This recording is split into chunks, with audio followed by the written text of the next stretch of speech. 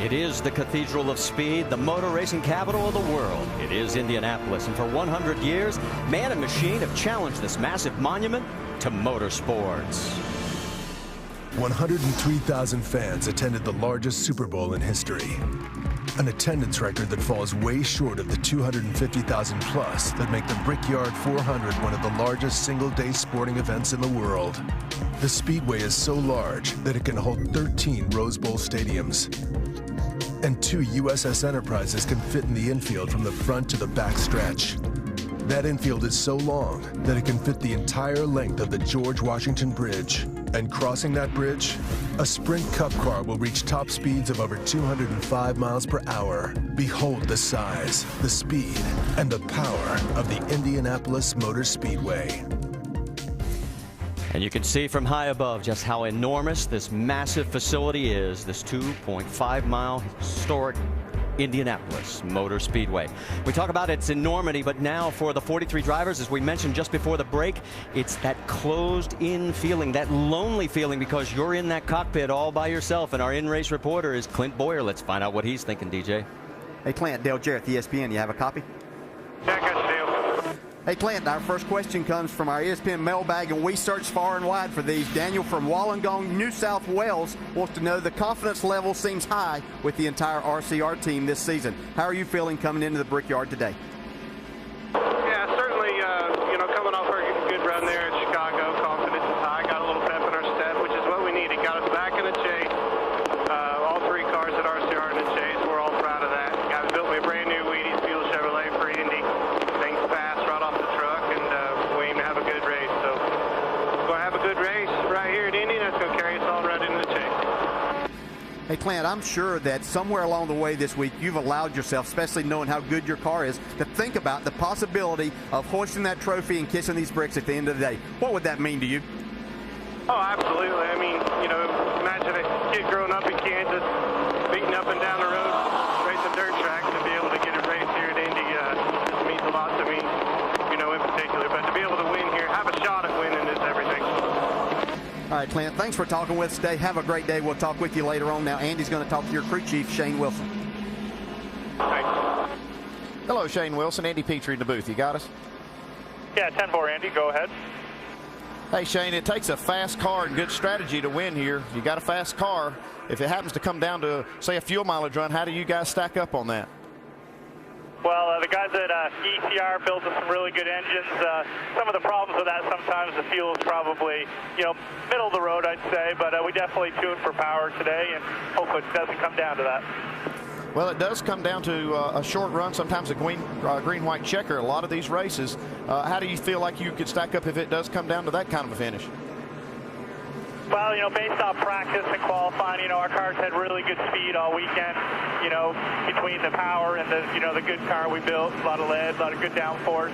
We've had good speed. Just want to thank everybody at RCR and ECR for providing us with good equipment this weekend.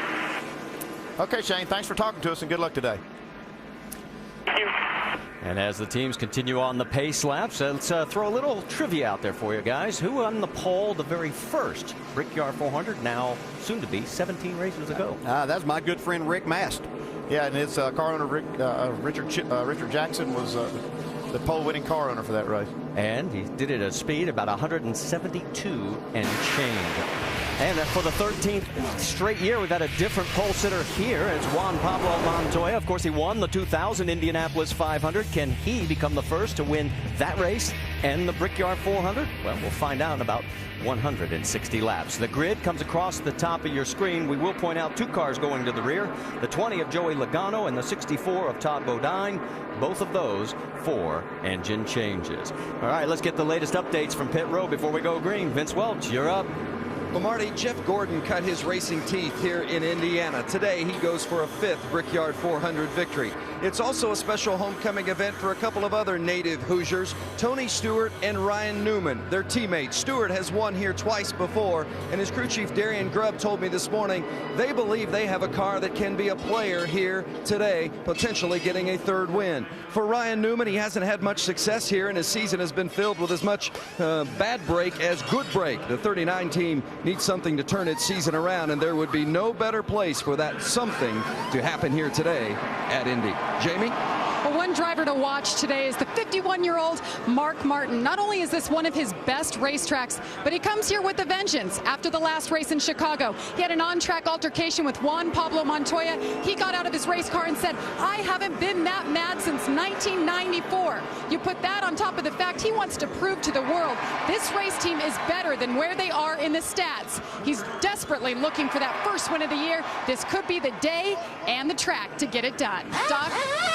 Well, Jamie, it has already been a very busy weekend for Kyle Busch, who is running his third race in as many days. Now, Friday night, he finished second in the NASCAR Camping World Truck Race. Last night, over at Raleigh Raceway Park, in spite of not having any practice, he held off a late charge by Carl Edwards to pick up his 8th NASCAR Nationwide Series win of the year. Now, the bad news. Yesterday, here in final happy hour practice, his Cup car was only 26th fastest, prompting the crew to totally change the setup, something they had earlier in the weekend, which means Kyle could have his hands full early on.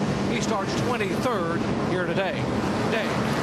Doc, I'm up here with the crew for Kevin Harvick as they watch the field go by.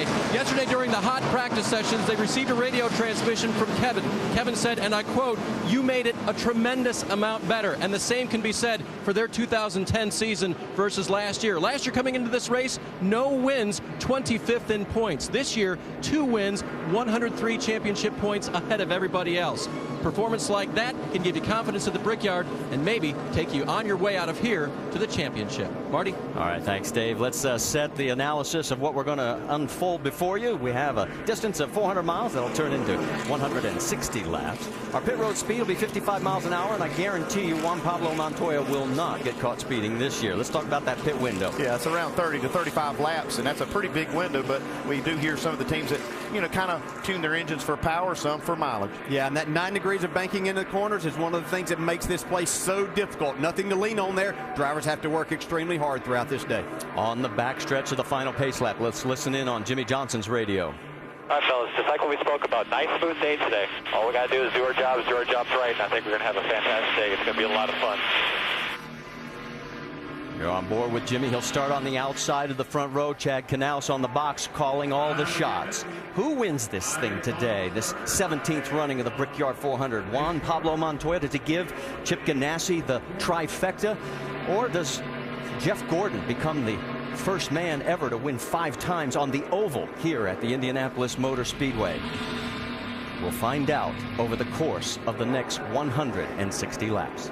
Hey, Dale, how much are you willing to hang it out here to try to lead this first lap? How important is it? That's not that important to me. That lap 160 is one that's most important. This is very treacherous going into this first corner. You have to be extremely careful.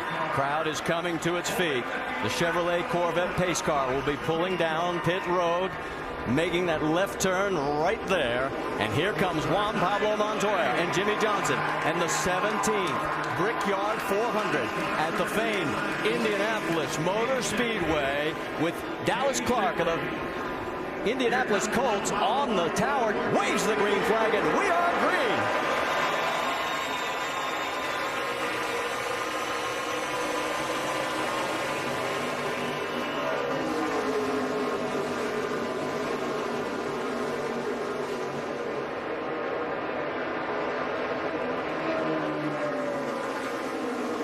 Saw Jeff Gordon get a little close to the wall in turn 2. Juan Pablo Montoya. Trouble already down in turn 2. Sam Hornish has turned around. The 18 of Kyle Busch is going around. Hornish still in the middle of the racetrack. Look out. That was close. Looks like Kyle Busch got by without much damage, but you see Hornish has damage, and also looks like Reed Sorensen. Definitely Reed Sorensen in it. There is Sam as he has turned around. The 2006 Indy 500 winner. Also the winner just a couple of weeks ago, David Rudiman. We had a big amount of rain last night.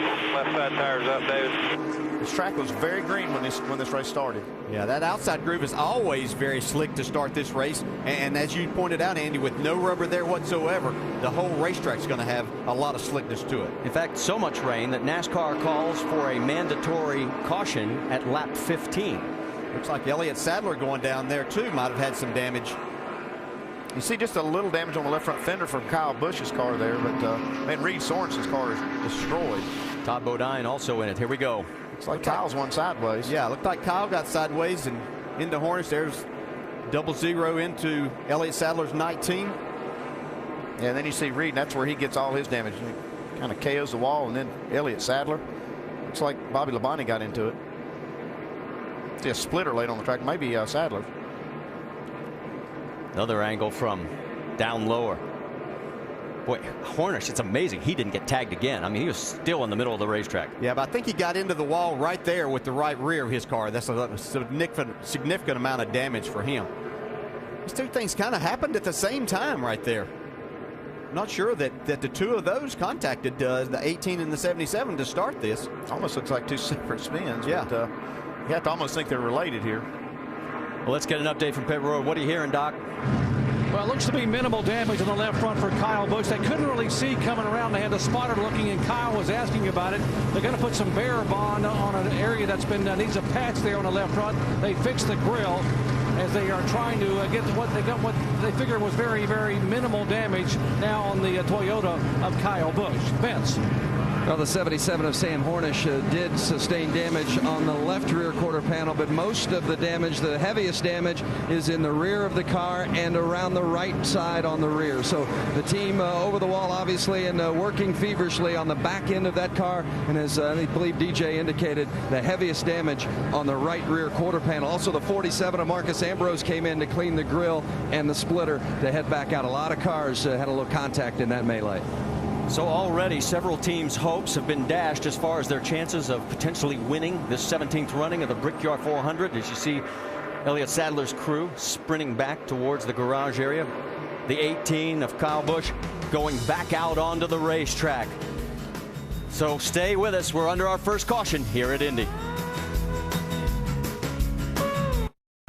Back here at the Brickyard 400 presented by Golden Corral, we're under our first caution on a first lap multi-car crash, and we're going to take you back and show you exactly what happened, because Sam Hornish was right behind Kyle Busch as they entered turn number 2. Here we go. You see the two cars right here as they're coming off turn 2 or turn 1. They're going into turn 2, and Sam Hornish is actually behind Kyle Busch. Yeah, and somewhere along the way right here, they're going to run out of our frame, and we're not sure if Sam Hornish got into Kyle Busch and turned him, or if it was that Kyle just got sideways and then he clipped the 77 just a little, and that started him spinning. So the accident started with those two cars, and not exactly sure if there was contact from the 77 to the 18 or not. See if we can see here. Now Kyle Busch is sideways right there. Yeah, Kyle Busch already was sideways. He got loose entering turn 2. And then he clipped the right rear of the 77 to send him spinning. So we can tell you Elliott Sadler is behind the wall. So is Reed Sorensen. Sam Hornish is 1 lap down. And also Dave Blaney has parked it, as he is our first start and park of the day. There are the total cars that are involved in this incident. Vince? Well, the 20 car Joey Logano came in once and went back out and felt like the car was overheating. Actually thought maybe he hit a brake rotor, so he did a little bit of damage to that front end of the car. So the team repairing that right now, just checking to make sure that they've gotten everything taken care of, because when they came in the first time, they just cleaned grass out of the grill and didn't believe they had any front end damage. Once Joey got back out on the track, they figured otherwise. So they brought Joey Logano back in, repairing the front end of the car so they can hopefully have something to work with here as we get beyond these initial laps. And as a 2.5-mile track, you can get a lot of work done under caution. Joey, of course, started back in the back of the pack. We'll be back right after this. The Indianapolis Motor Speedway, built back in 1909, originally with 3.2 million bricks. That's why we call it the Brickyard. We're under our first caution after a multi-car crash and turn 2. Time for us to give you the AT&T Fastest Pit Crew of the Year Award update. Jeff Gordon's crew is currently in the lead, but you can help determine the standings. Vote from your AT&T phone by texting the car number to 2258 for the pit crew you think is the fastest and most valuable. All right, we heard Vince talking earlier about Joey Logano saying he might have hit a brake rotor. Well, we dug up the video and take a look as we take you back. See all this debris. When these cars hit the wall, right there, big piece of debris looked like it was a piece of brake rotor off of Reed Sorensen's car after he hit that wall. Probably lucky if it didn't put a hole in the radiator. Looks like it caught the corner of the car. Now, we also saw the 18 involved, and Dr. Jerry Punch has an update. Marty, remember I told you how bad Kyle was in final practice yesterday, 26th overall. He said the car was just so tight, so he left here to go out to ORP to race a nationwide race. And Dave Rogers, the guy, said, we're going to loosen the car up. They changed some nose weight around, and they changed some cambers in the front of the car to be able to get it nice and loose. A moment ago, Kyle said he went in the corner, he felt fine, and the car just jumped sideways out from under him. He had no idea it was going to get out from under him that quickly. All right, thanks, Doc. And remember last year he had a tire that let go on him, and that's what took him out of contention in last year's race. He's right now shown in 36th position. So we're getting ready to go one more time around. Gives us a little more time to talk about, okay, we've got this competition caution. We'll have to check and see if NASCAR may move it back now, because what they want to do is check tire wear because of all the rubber that got washed off last night in the rain. Yeah, pretty heavy rains last night, and we know how this track is kind of sensitive to tire wear, so NASCAR probably wants to make sure that with the green racetrack that everything's all the tires look good, and I'd say 15 laps is a good number. Yeah, but we're going to be at lap 7 here and really haven't run more than 2 corners actually on the tires, so you have to wonder if they might extend this up to around the 20 lap mark to make sure that we get some green flag laps on the tires. As soon as we get the news, we'll update you. And they're letting us know that as of right now, it has not been changed, but the officials are considering that. Let's reset it for you. You've got Montoya. He's decided to choose the inside. It'll be Jimmy Johnson alongside again. Then Mark Martin, Jamie McMurray, Ryan Newman, Greg Biffle, Clint Boyer, Jeff Gordon, Jeff Burton, and Kevin Harvick. That's your top 10. Now, the 77 is being penalized excessive speed. Vince? Well, you noted the penalty for the speeding of Sam Hornish Jr. in the pit lane. That's why they're holding him now. Just chatted with crew chief Travis Geisler a moment ago, and he said nothing structural damaged on the race car, all body parts. He said really a lot of aero damage. And of course, guys, you know at this racetrack, aero is everything, and certainly going to be a tough road to hoe for Sam Hornish Jr. the rest of the way with all the extensive damage on the back end of this race car. Yeah, Vince, I think I'd rather have a bent snout than have the body tore up like that, because this track is so aero sensitive. Now, this is going to put him 2 laps down now, as he is shown right now in 40th position. Also off the track now, we can report Michael McDowell. We already reported about Blaney, Sadler, and Reed Sorensen in the 83. So let's get ready to try and start all over again. We didn't make it through lap number 1 before we had caution, but the Chevrolet Corvette pace car turns down pit road, and here they come down the long front straightaway here at the Indianapolis Motor Speedway. The fans come back to their feet. Still have not seen the green flag. Getting close to the restart line, and they're waiting and waiting. That's how long it takes. Here we go. We're racing again at Indy.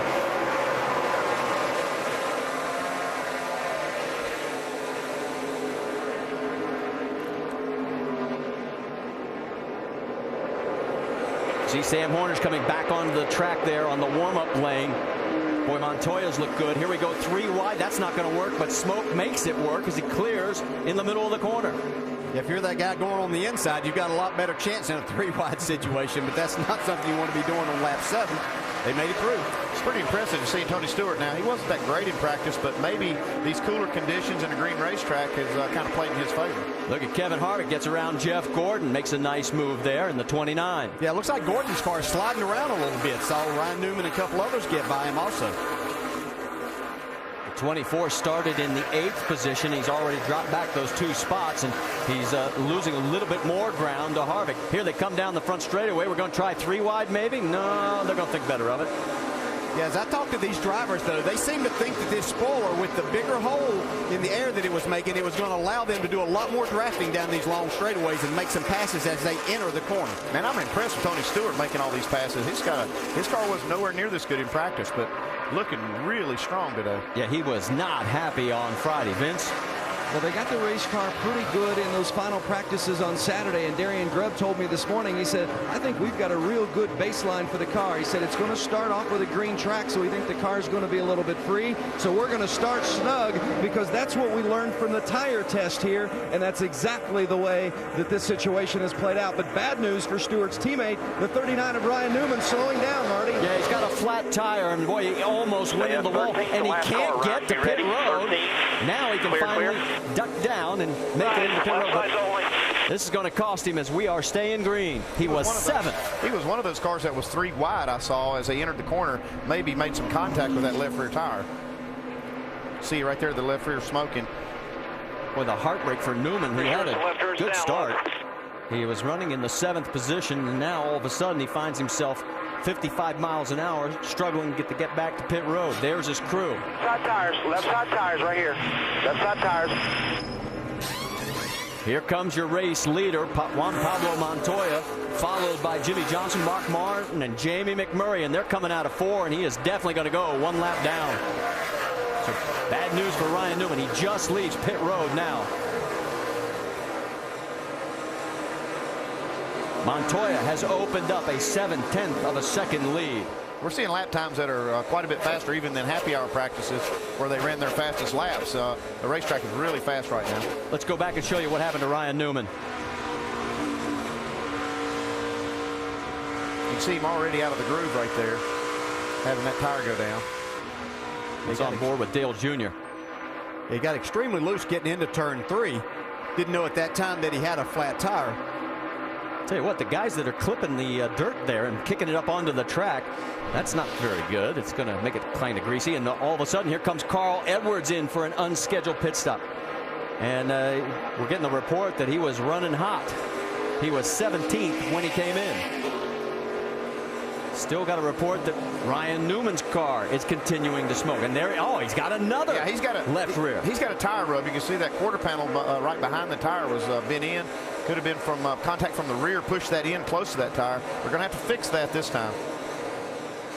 So it has gone from bad to worse for Ryan Newman. And here comes Denny Hamlin in on lap 11. And look at the water. His car's running hot also. That's what that is, an overflow. And it starts pushing water out when it starts boiling that water. Yeah, and I think a lot of this may be coming from debris that we saw over there. There was a lot of debris, and trying to get all of that cleaned up before these guys come through there a time or two. And I think that might be what we're seeing here.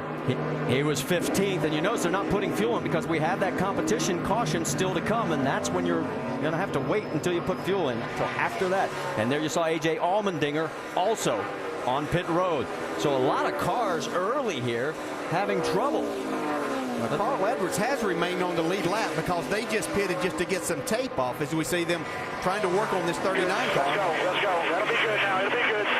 It looks like they got it fixed right there. Had to get that tire clear of that fender. Yeah, and what they can count on is it's a long day, and since we have the lucky dog rule, things like that, they can find themselves back on the lead lap. Just have to be patient. 12 car, Brad Keselowski has come down pit road as well. No problems, though, for Juan Montoya. Doc? 12 car on pit road. Now, we saw a moment ago that 99 came in as well. They said they got grass on the grill. Some of these guys clipping the grass as they go through the corners, getting some grass in the front of the grill and causing overheating. They pulled tape off the 99 and now tape off the 12 car. Yeah, you see all that steam coming out. Now, we saw earlier, and Marty, you brought it up, how they were clipping that grass down there, kicking it up on the racetrack in front of these cars. And these cars do not like that. I'm telling you, you can get that grill clogged up in a second if you get that grass blowing up off the track. He was running 14th before he came in for that unscheduled stop. Let's check in the Craftsman Tech Garage with Tim Brewer. Marty, one of the most vulnerable areas on the race car is right here at the splitter. This is where all the grass comes up, and once you stop this area up, you got to get that area clean. But before the race in the countdown show, we showed where the guys, colder weather here, you can put more tape on it, but if you get greedy, the engine's going to run really hot. All right, Tim, thanks for that update. Let's also update you on some other cars. Blaney has gone back out. He's 8 laps down on the track. Robbie Gordon, another car in on pit road. Jamie, what's the latest there? Absolutely, same thing. Overheating for the 7. He's yelling to his crew. He didn't want tires. Just get that grass off the grill. That was the exact same problem with Denny Hamlin, guys. And the 39 of Ryan Newman. It was a fender rub. They think they got it. All right, thanks, Jamie. You saw right there on the left side of your screen, the 33 of Clint Boyer trying to get around the 12, Brad Keselowski. We also wanted to update you that the 55 of Michael McDowell is back out. He's 3 laps down. And the 88's in. I'm telling you, I've never seen anything like this. You know, it's just all these cars running hot just because of this grass kicking up. Vince? Yeah, that was exactly the situation for the 88. He was overheating, so they had to come in and get a little tape off the front end. As you see, the 13 with a problem. Oh, and we've got multiple problems. That's Robbie Gordon as he has shredded the right front. I have to wonder if maybe Robbie Gordon making that green flag pit stop might have slid the front tires coming to pit road as he tried to get down to pit road speed. Second caution of the day here as we have completed 14 of the required laps. And boy, the 13 is still on fire. Max Pappas was so thrilled that he had made his first Brickyard 400. He has qualified twice for the Indianapolis 500. He said, Marty, I've made Daytona and Indy and now the Brickyard. And it looks like his day is over.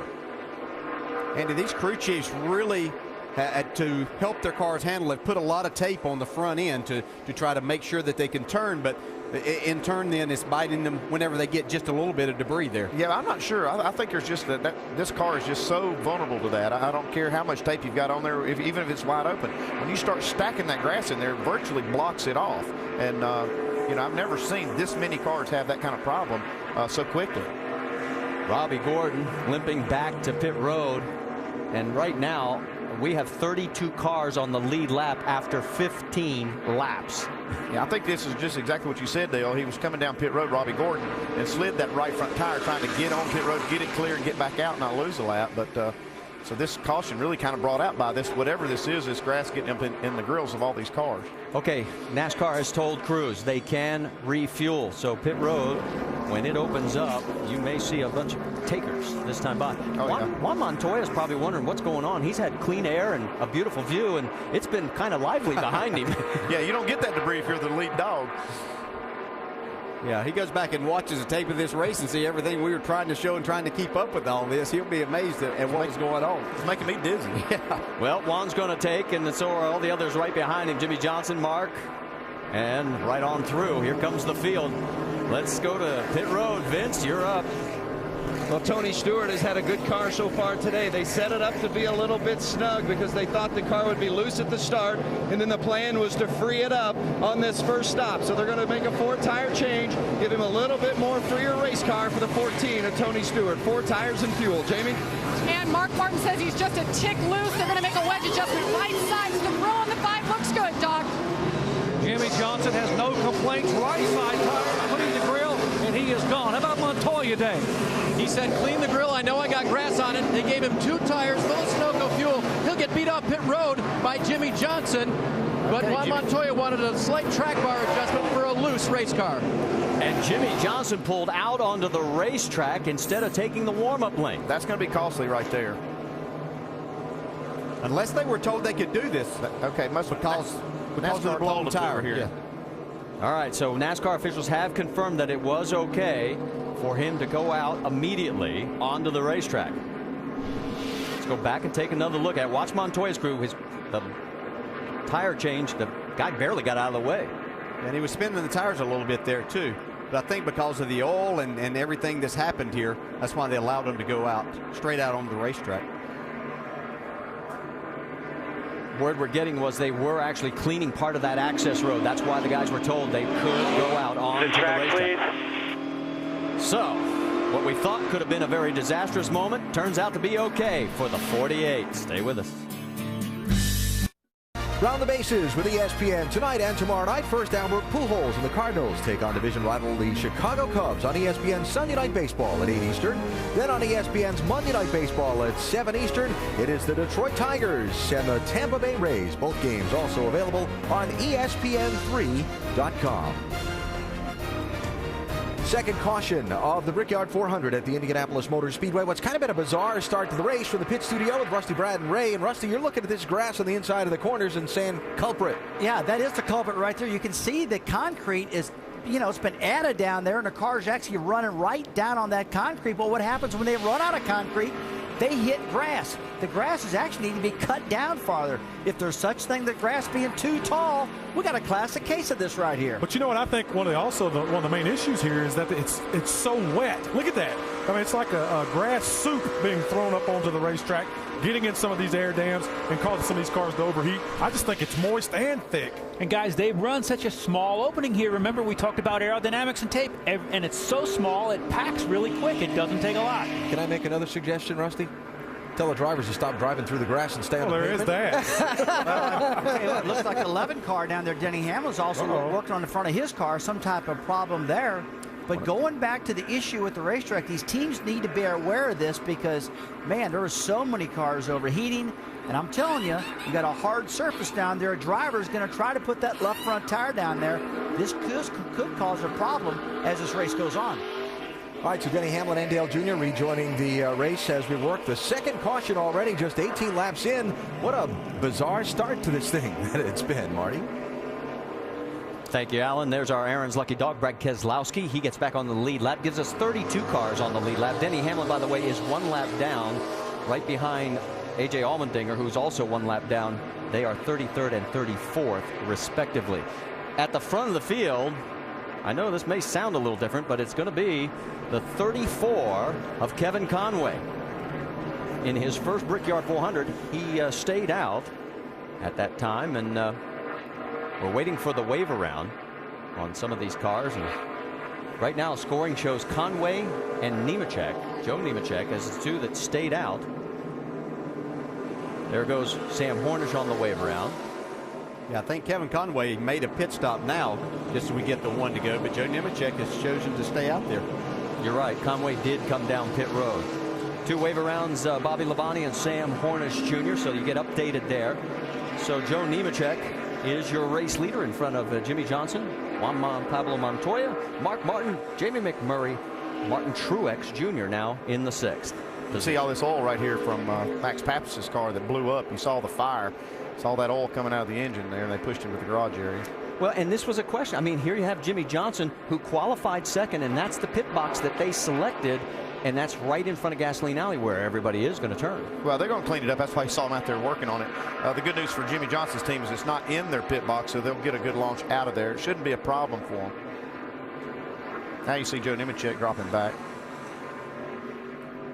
Yeah, Joe on the right side of your screen, discretion the better part of valor. He knows he does not have the horses and doesn't want to probably create a big mess.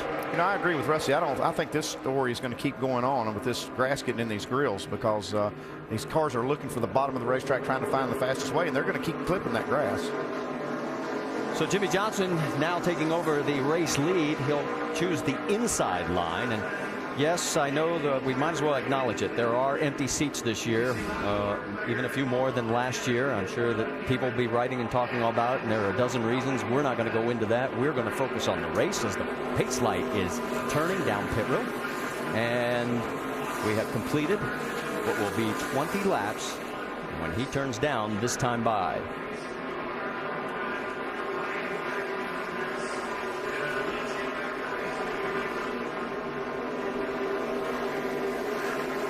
Coming down towards the green flag.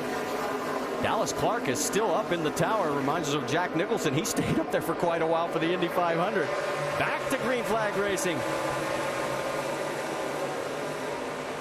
You can see Montoya trying to get over there on the right rear corner of Jimmy Johnson's car to see if he can stay up beside him and maybe make a pass here. So far, so good. Boy, Montoya, he likes that groove, and boy, he is making it work. Kenny clearing, coming out of 2. Jimmy says, hold on a second. We're going to try and go down the backstretch side by side. He's got a little help from Mark Martin behind him. See Montoya once again trying to get over and side draft a little bit, slow Jimmy down. It worked. Here comes Montoya again on that higher line. Through 3. This time, can he hold on to it on the north chute? He's got the position. Impressive pass right there.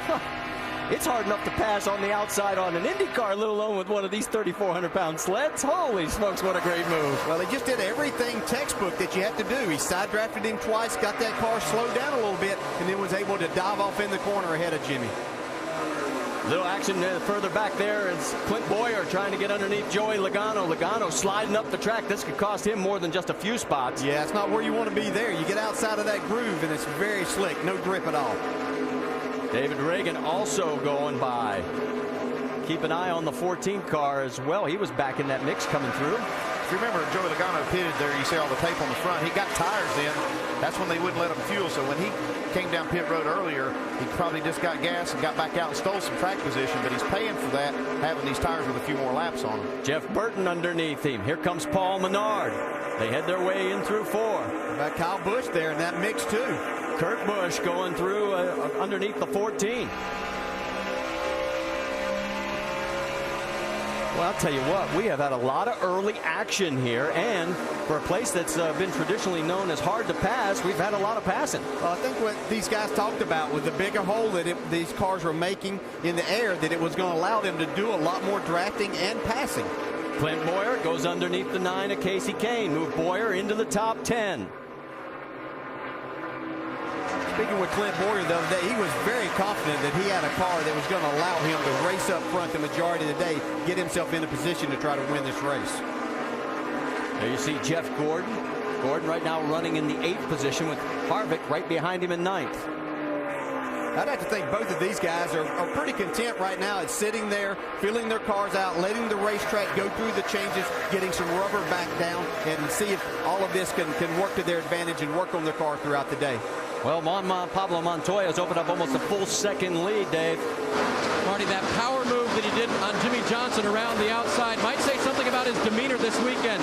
Brian Pattia's crew chief told me that he's been very calm this weekend.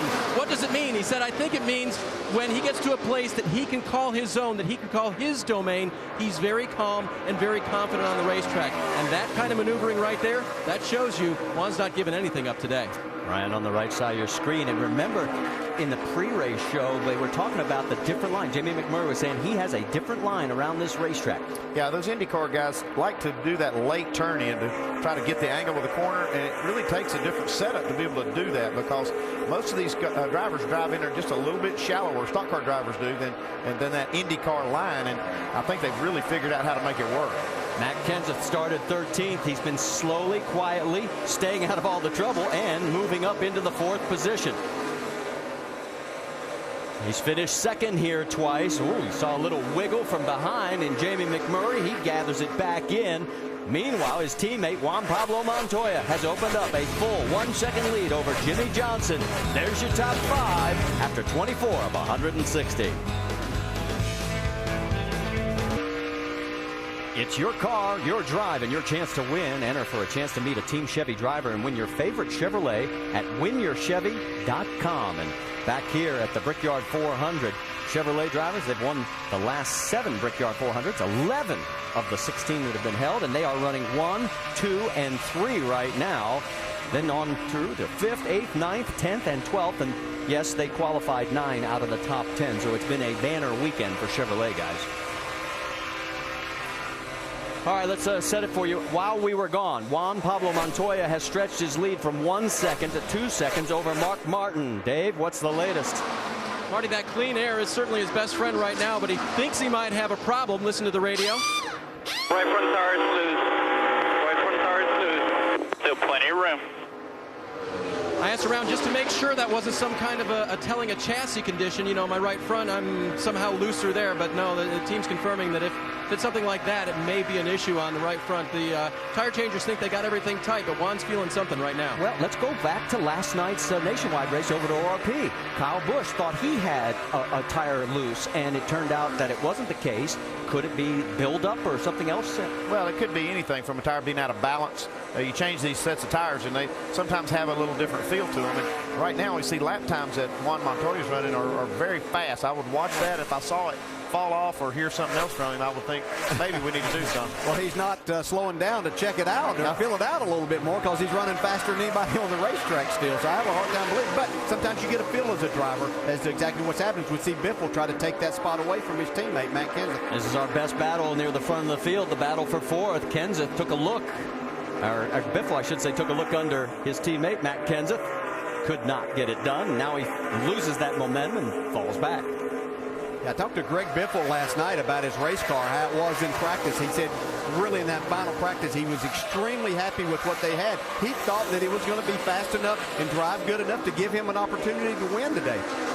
Let's get an update on the 17. What's the latest, Dave? Well, and really how they got here, Marty. Remember, Matt doesn't fancy himself a great qualifier, and his best qualifying here had been 10th. His second best yesterday, 13th.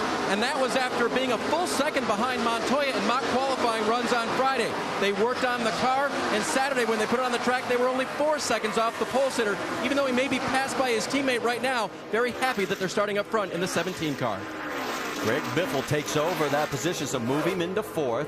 Kenseth back to 5th. Then it's McMurray and Harvick 6th and 7th. See them at the top of the screen, and boy, now that Biffle has cleared him, he's pulling away. Great view as they come out of turn number 4, and you can see that everybody's sort of calmed down now, and we're in single file. We've got Kyle Busch. Let's get an update on him as we take a look throughout the field. Kyle restarted 32nd on lap 8 after being involved in that first lap caution. Doc?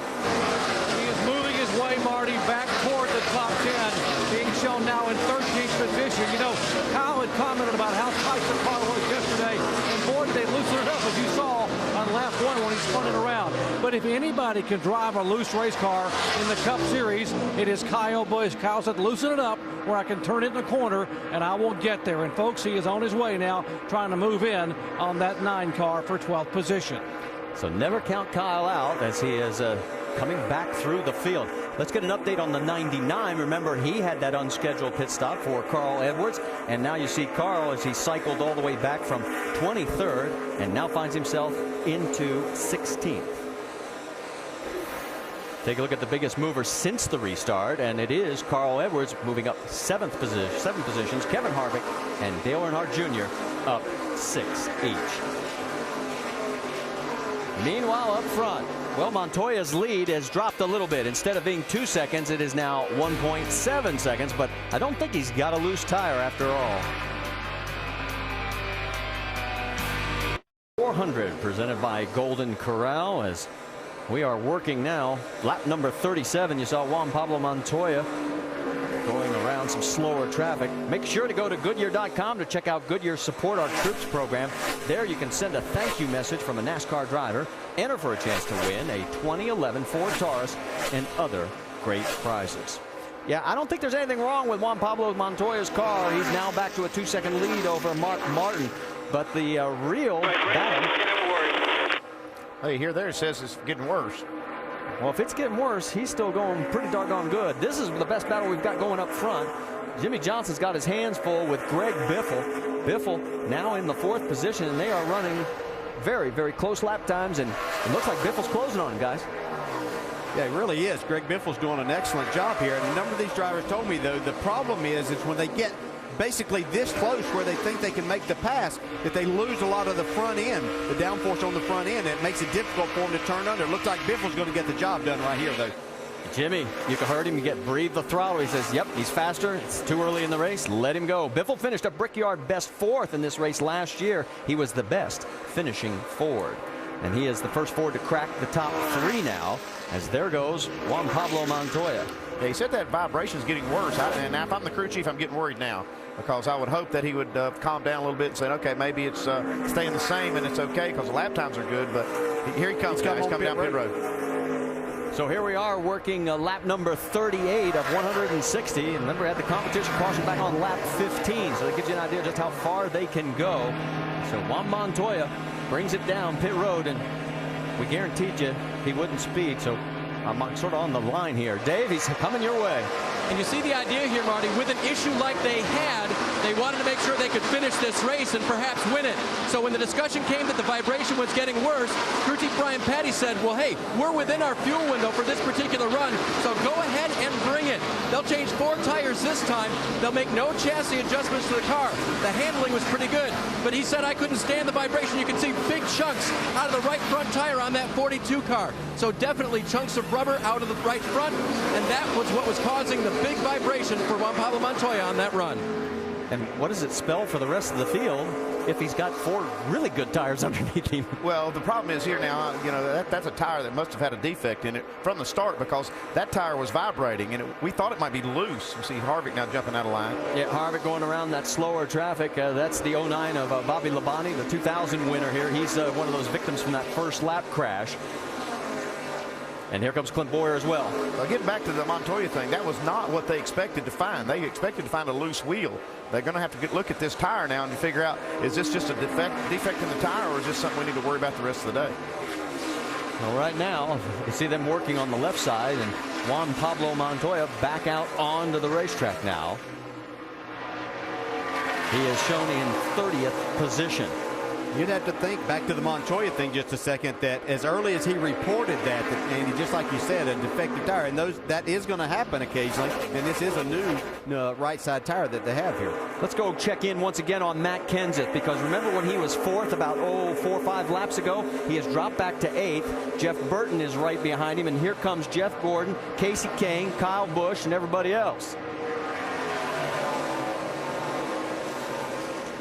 Kyle takes a look inside. Let's get an update on Jeff Gordon. Dr. Jerry Punch. Well, Marty, despite qualifying 8th, the 4-time Brickyard 400 winner has had his issues all weekend with the chassis on the car, and they continue today. Listen in. Oh, we're just way off, man. We tie it in, loose in the middle, loose off. Won't turn, back and doesn't stick, and we just got no grip. Same old thing we've been fighting all weekend. Push, loose, all the way through every corner. And just now, Jeff summed it up in a couple of words that, guys, we are junk. This thing is plowing on into the corner. Steve Letarte encouraging the drivers that we will make adjustments. We will make the changes in our pit stop in a few laps. Well, he's still got 3/4 of the distance to go here, so he's got plenty of time to make the adjustments. Here goes Brad Keselowski as he has made a pit stop. He is shown right now in 30th position, and there is the tire for Juan Pablo. No wonder he had a vibration. Yeah, he made a good decision getting that car on pit road exactly when he did, because another lap he would have been probably torn up, and his chances would be gone. This way, he's at least got a shot. Hopefully, that's just an isolated incident. Well, I think, as far as we have heard, that's the first time we've seen any issue with tire. I mean, nobody's been talking tires at all. There goes Mark Martin around Mr. Conway. There's your top 5 after 41 of 160. Quarter distance into the Brickyard 400. Make sure you go to NASCAR.com for all your latest NASCAR information from the Indianapolis Motor Speedway. Mark Martin leading Greg Biffle. There you see the gap from first to second. Just passed again, quarter distance, with a set of pit stops approaching very quickly. From the pit studio, Rusty, Brad, and Ray looking on a couple of other storylines that will follow throughout the day. Championship leader Kevin Harvick and the Richard Childress Racing Team. Solid so far. Yeah, both of them look really strong. Boyer and Harvick been running bumper to bumper throughout this race. You can tell the cars are almost prepared identical. You see him there coming off the corner. Harvick right behind Jimmy Johnson right now. And there's Clint Boyer to the inside. Just passing Jimmy Johnson right now, Boyer is.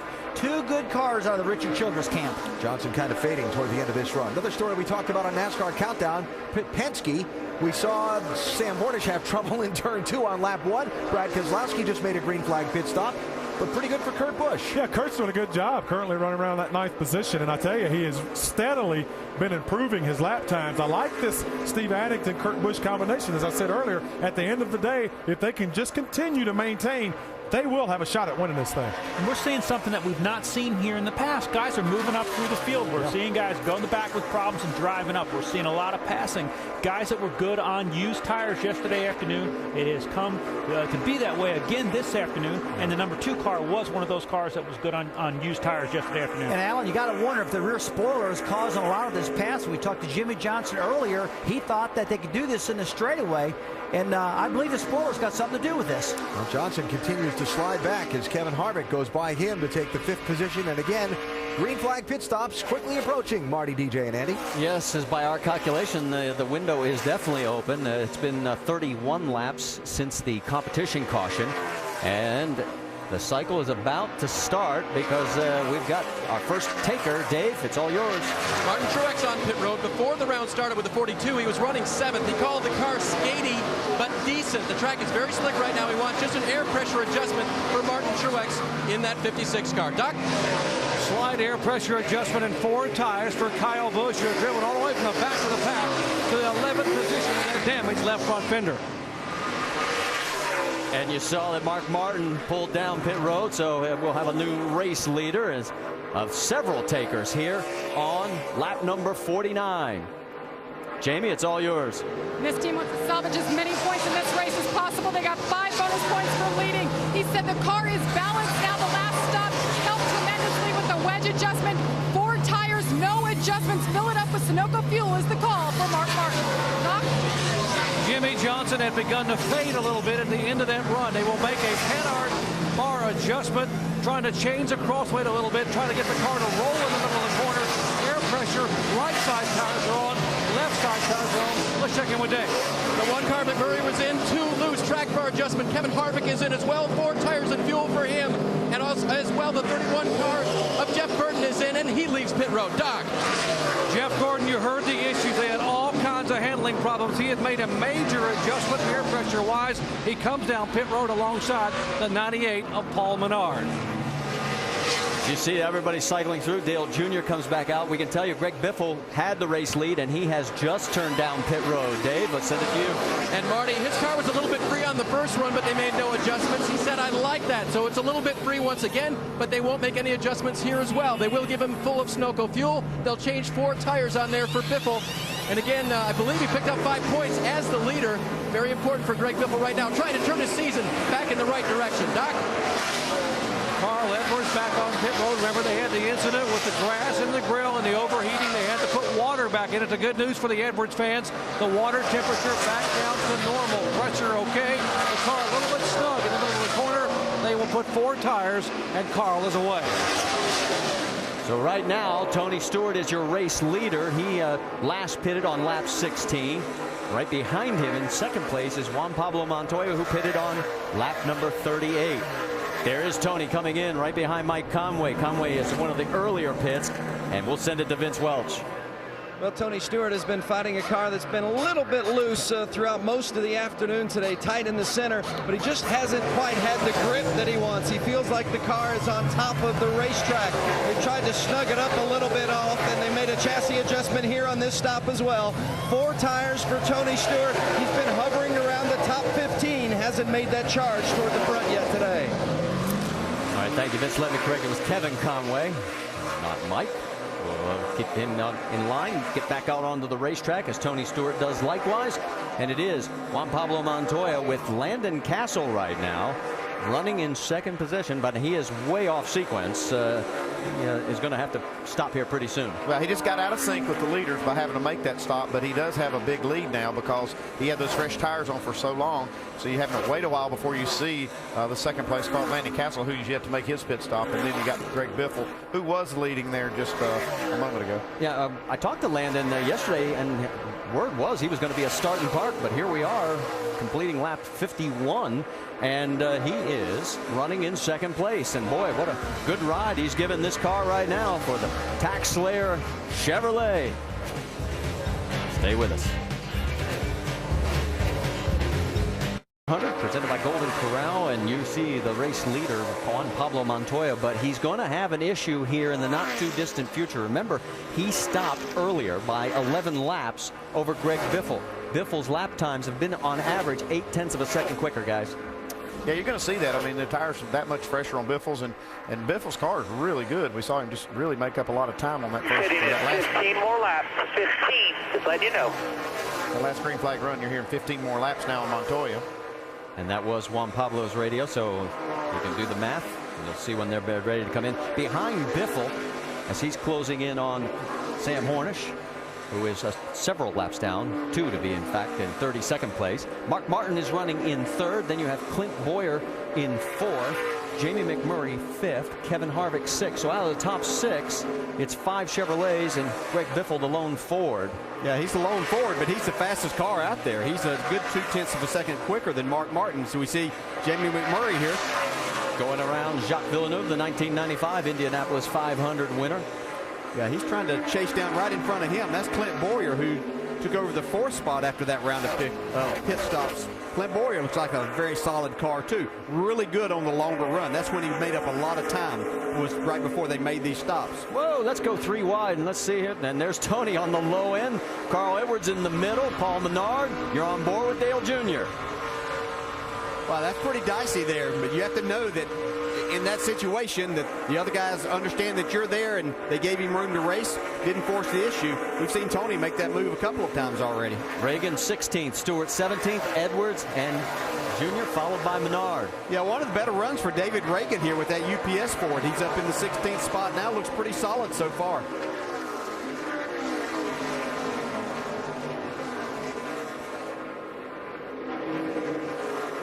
Things have sort of sorted themselves out in this group.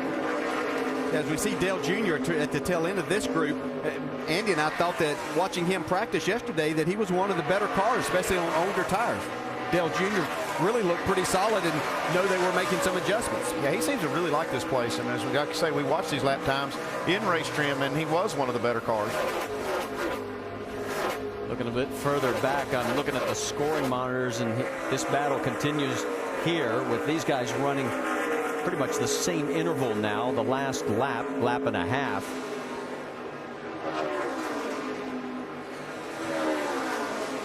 With Jeff Gordon leading this pack. Gordon right now running in 13th with Hamlin a lap down, and boy, that's a big surprise. I think all of us were talking earlier this week that we thought that Denny might be a player in this one. Well, he still might be. He got caught up in some of that debris on the racetrack making those green flag stops, and then we saw some other cars actually recover from it. He's yet to recover from that early pit stop. One of the battles that's starting to heat up is these two cars, as you've got Kyle Busch with Jeff Burton, and that's for 9th and 10th. And what about Kyle Busch? I mean, remember when we saw him at the beginning of the race, he's going the wrong direction. Yeah, and that could have been devastating. I mean, he spun in front of the entire field, and that could have wiped out his entire day and his opportunity here. See, he's very fortunate that he didn't mess up the splitter too bad, didn't get hit by another car. A lot of things that could have happened. Now he's bounced back and has got himself into the top 10. You see that tape on the left front? That's really the only damage he got from it. A little bit of fender damage they fixed, but team doing a great job. Dave Rogers and his whole crew. You see as far back as 16th and all the way back now to the 9th position. Jeff Burton was knocking on the door, but now that has sort of maintained its position between the two of them.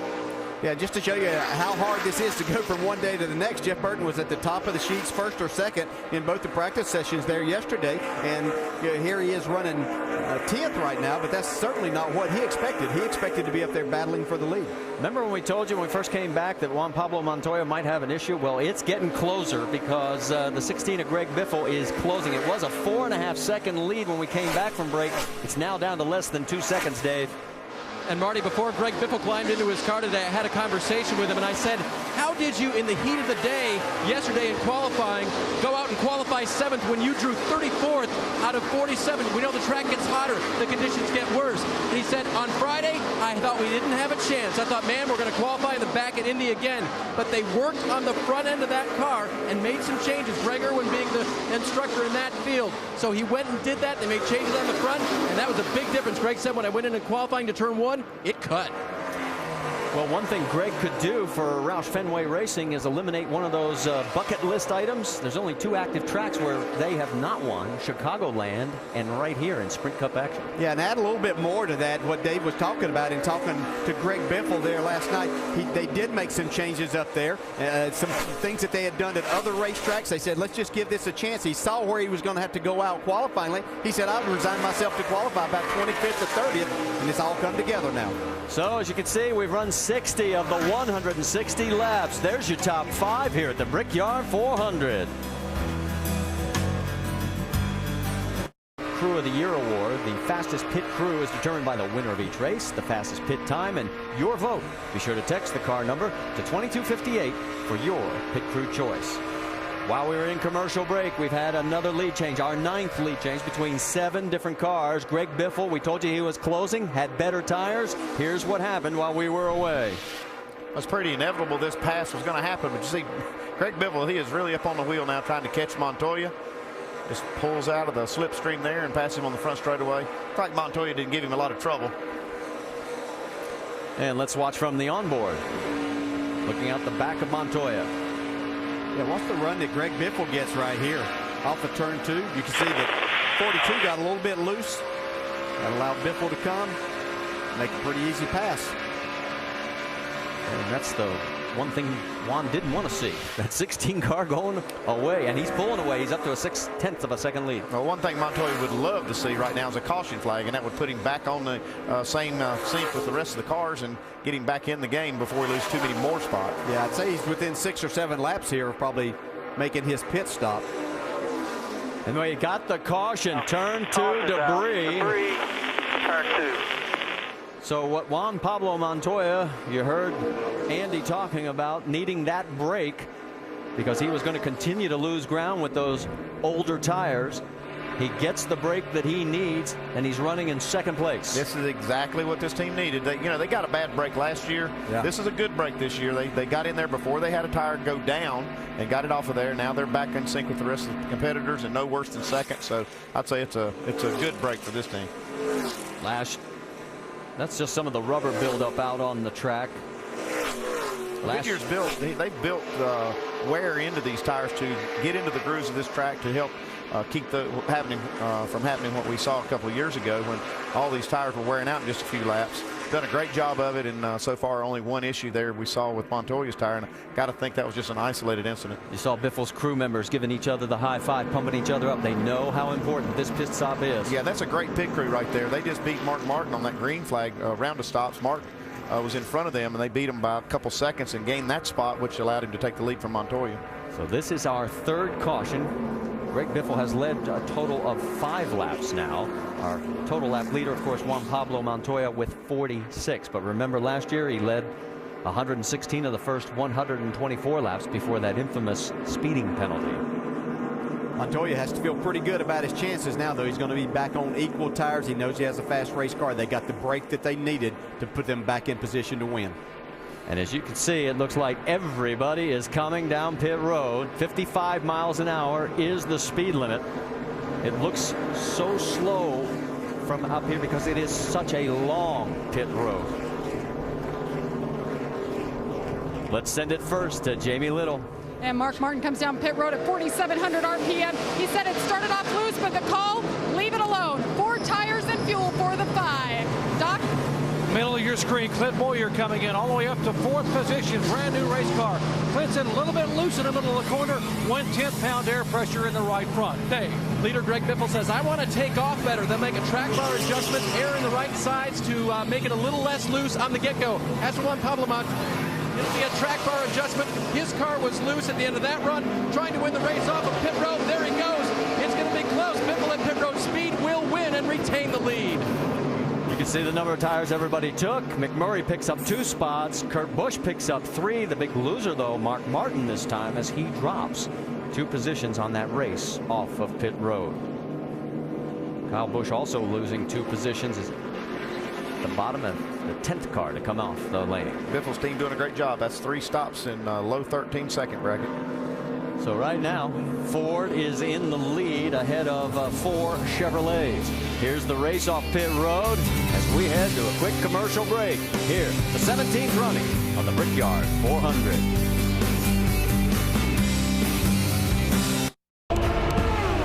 This is sacred ground. The most historic track in American history. We'll win the Indianapolis 500. A place where legends are made, where glory can be attained, where reputations are cemented. And here's the checkered flag. A win here etches your name forever in racing history. This is Indy. This is the Brickyard. Back here at the Brickyard, we're under our 3rd caution as we are cleaning up debris. Our race leader is Greg Biffle, followed by Juan Pablo Montoya. Jamie McMurray and our in-race reporter, Clint Boyer. Let's talk to him. Hey, Clint, Dale Jarrett, you have a copy? Yeah, I got you, Dale. Hey, man, just before halfway here, looks like you got yourself in a good position. Is your car about where you want it or still adjusting? It's pretty close. It's been close all weekend, but just fine-tuned a little bit. Got a little bit free that last time. Snug it up a little bit. Taking off under caution, you let the tires build up a little bit. Should be take off a little bit better for me, so we'll see what you got. All right, man, go get them. Talk to you later. All right, let's update you some other things as Jimmy Johnson had an extended pit stop. He's going to start back in 22nd, and let's listen in on the radio. Rebound adjuster on the left front where we rebound back out? No. It's the same shock that was on there when we were fast yesterday, bud. Does the left rear have a rebound adjuster on it? Yes, we're going to close it, man. All right, to find out more, let's send it over to the Craftsman Tech Garage with Tim Brewer. Marty, when we build these shock absorbers, we can build them where the compression adjustable, meaning going down, or rebound adjustable. But by manipulating the valve right here, when we build it rebound adjustable, that's what Jimmy's asking. Hey, is the shock closed all the way up? Because we've got over 30 adjustments right here. Just by manipulating this shock absorber, just like this, put it in a different position, it changes the handling characteristics of the car. And by closing it up, he's probably wanting to put more bite in that left rear, and he can adjust it either way he wants to, depending on the way he built the shock. All right, thanks, Tim. We can tell you now we have 26 cars on the lead lap because the lucky dog goes to Travis Quabble in the 37. Let's also update you, Landon Castle is now out of the race. He pulled the 71 behind the wall several laps ago, but we've had so much going on, we had a tough time getting that one updated for you. Also, Todd Bodine is off the track as well. Pace car has pulled down. Race leader Greg Biffle has selected the inside lane. Montoya, McMurray, Boyer, Martin, Harvick, that's your top 6 as they come down the front stretch here at the Indianapolis Motor Speedway. Green flag waves, and we're racing once again.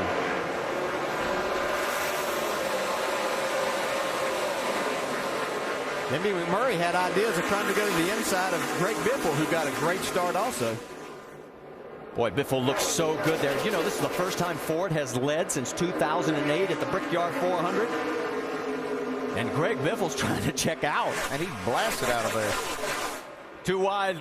Going to try and make it 3, maybe, guys. A little rubbing going on down the backstretch there. Mark Martin's got his hands full.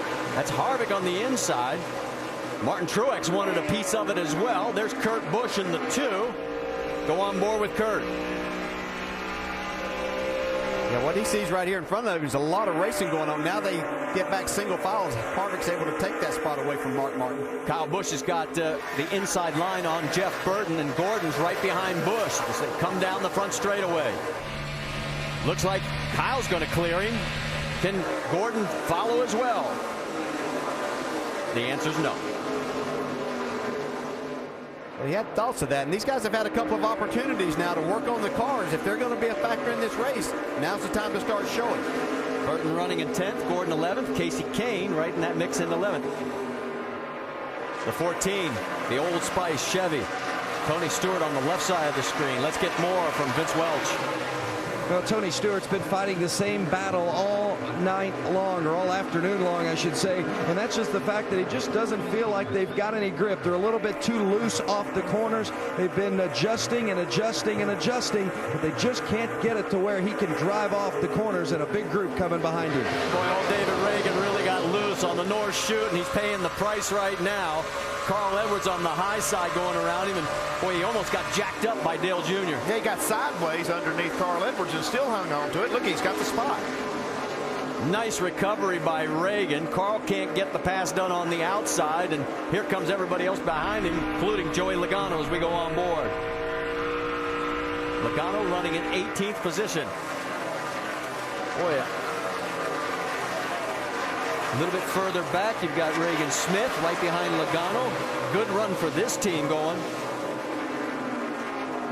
Yeah, Reagan's done a nice job. We've seen him a couple of different times in a couple of battles. He's doing a really nice, solid job here today. He and Logano, both young guys here, doing an outstanding job. I love that paint job on that number 78. There you see Reagan's numbers. Started 22nd, up to 19th. He was as far back as 26th. Yeah, most of the time you're looking for Regan Smith, you're looking for a flat black paint scheme, which is kind of cool. But this week he's got a lot of color. Jimmy Johnson right now, he has running in 22nd position. Did he make the right adjustment on pit road? Let's go back and show you what happened. On board with Denny Hamlin. And Denny Hamlin's fighting to stay in this lucky dog position. He's following Jimmy Johnson. Ooh, man, that pretty loose. Yeah, Jimmy was trying to run that Montoya line, holding it out there, was going to try to get a run off the corner, but his car wasn't capable of doing that. Way too loose. Jimmy's trying to track down Scott Speed in the 82. A.J. Allmendinger right behind him. Allmendinger is 1 lap down in 28th position. I have to say that they don't have this where Jimmy Johnson likes it yet, as he's struggling to pass these cars back here. Let's get an update on the 48, Doc. It is hard to believe, guys, that Jimmy Johnson is having this kind of trouble in a place where he has been so good over the years. You heard Jim Brewer talk about adjusting the rebound in the shop. Talking with the team a moment ago, they have put a couple of rubbers in the right rear. They have made a track bar adjustment in the left rear. They have made air pressure adjustments and the shock adjustment you just heard.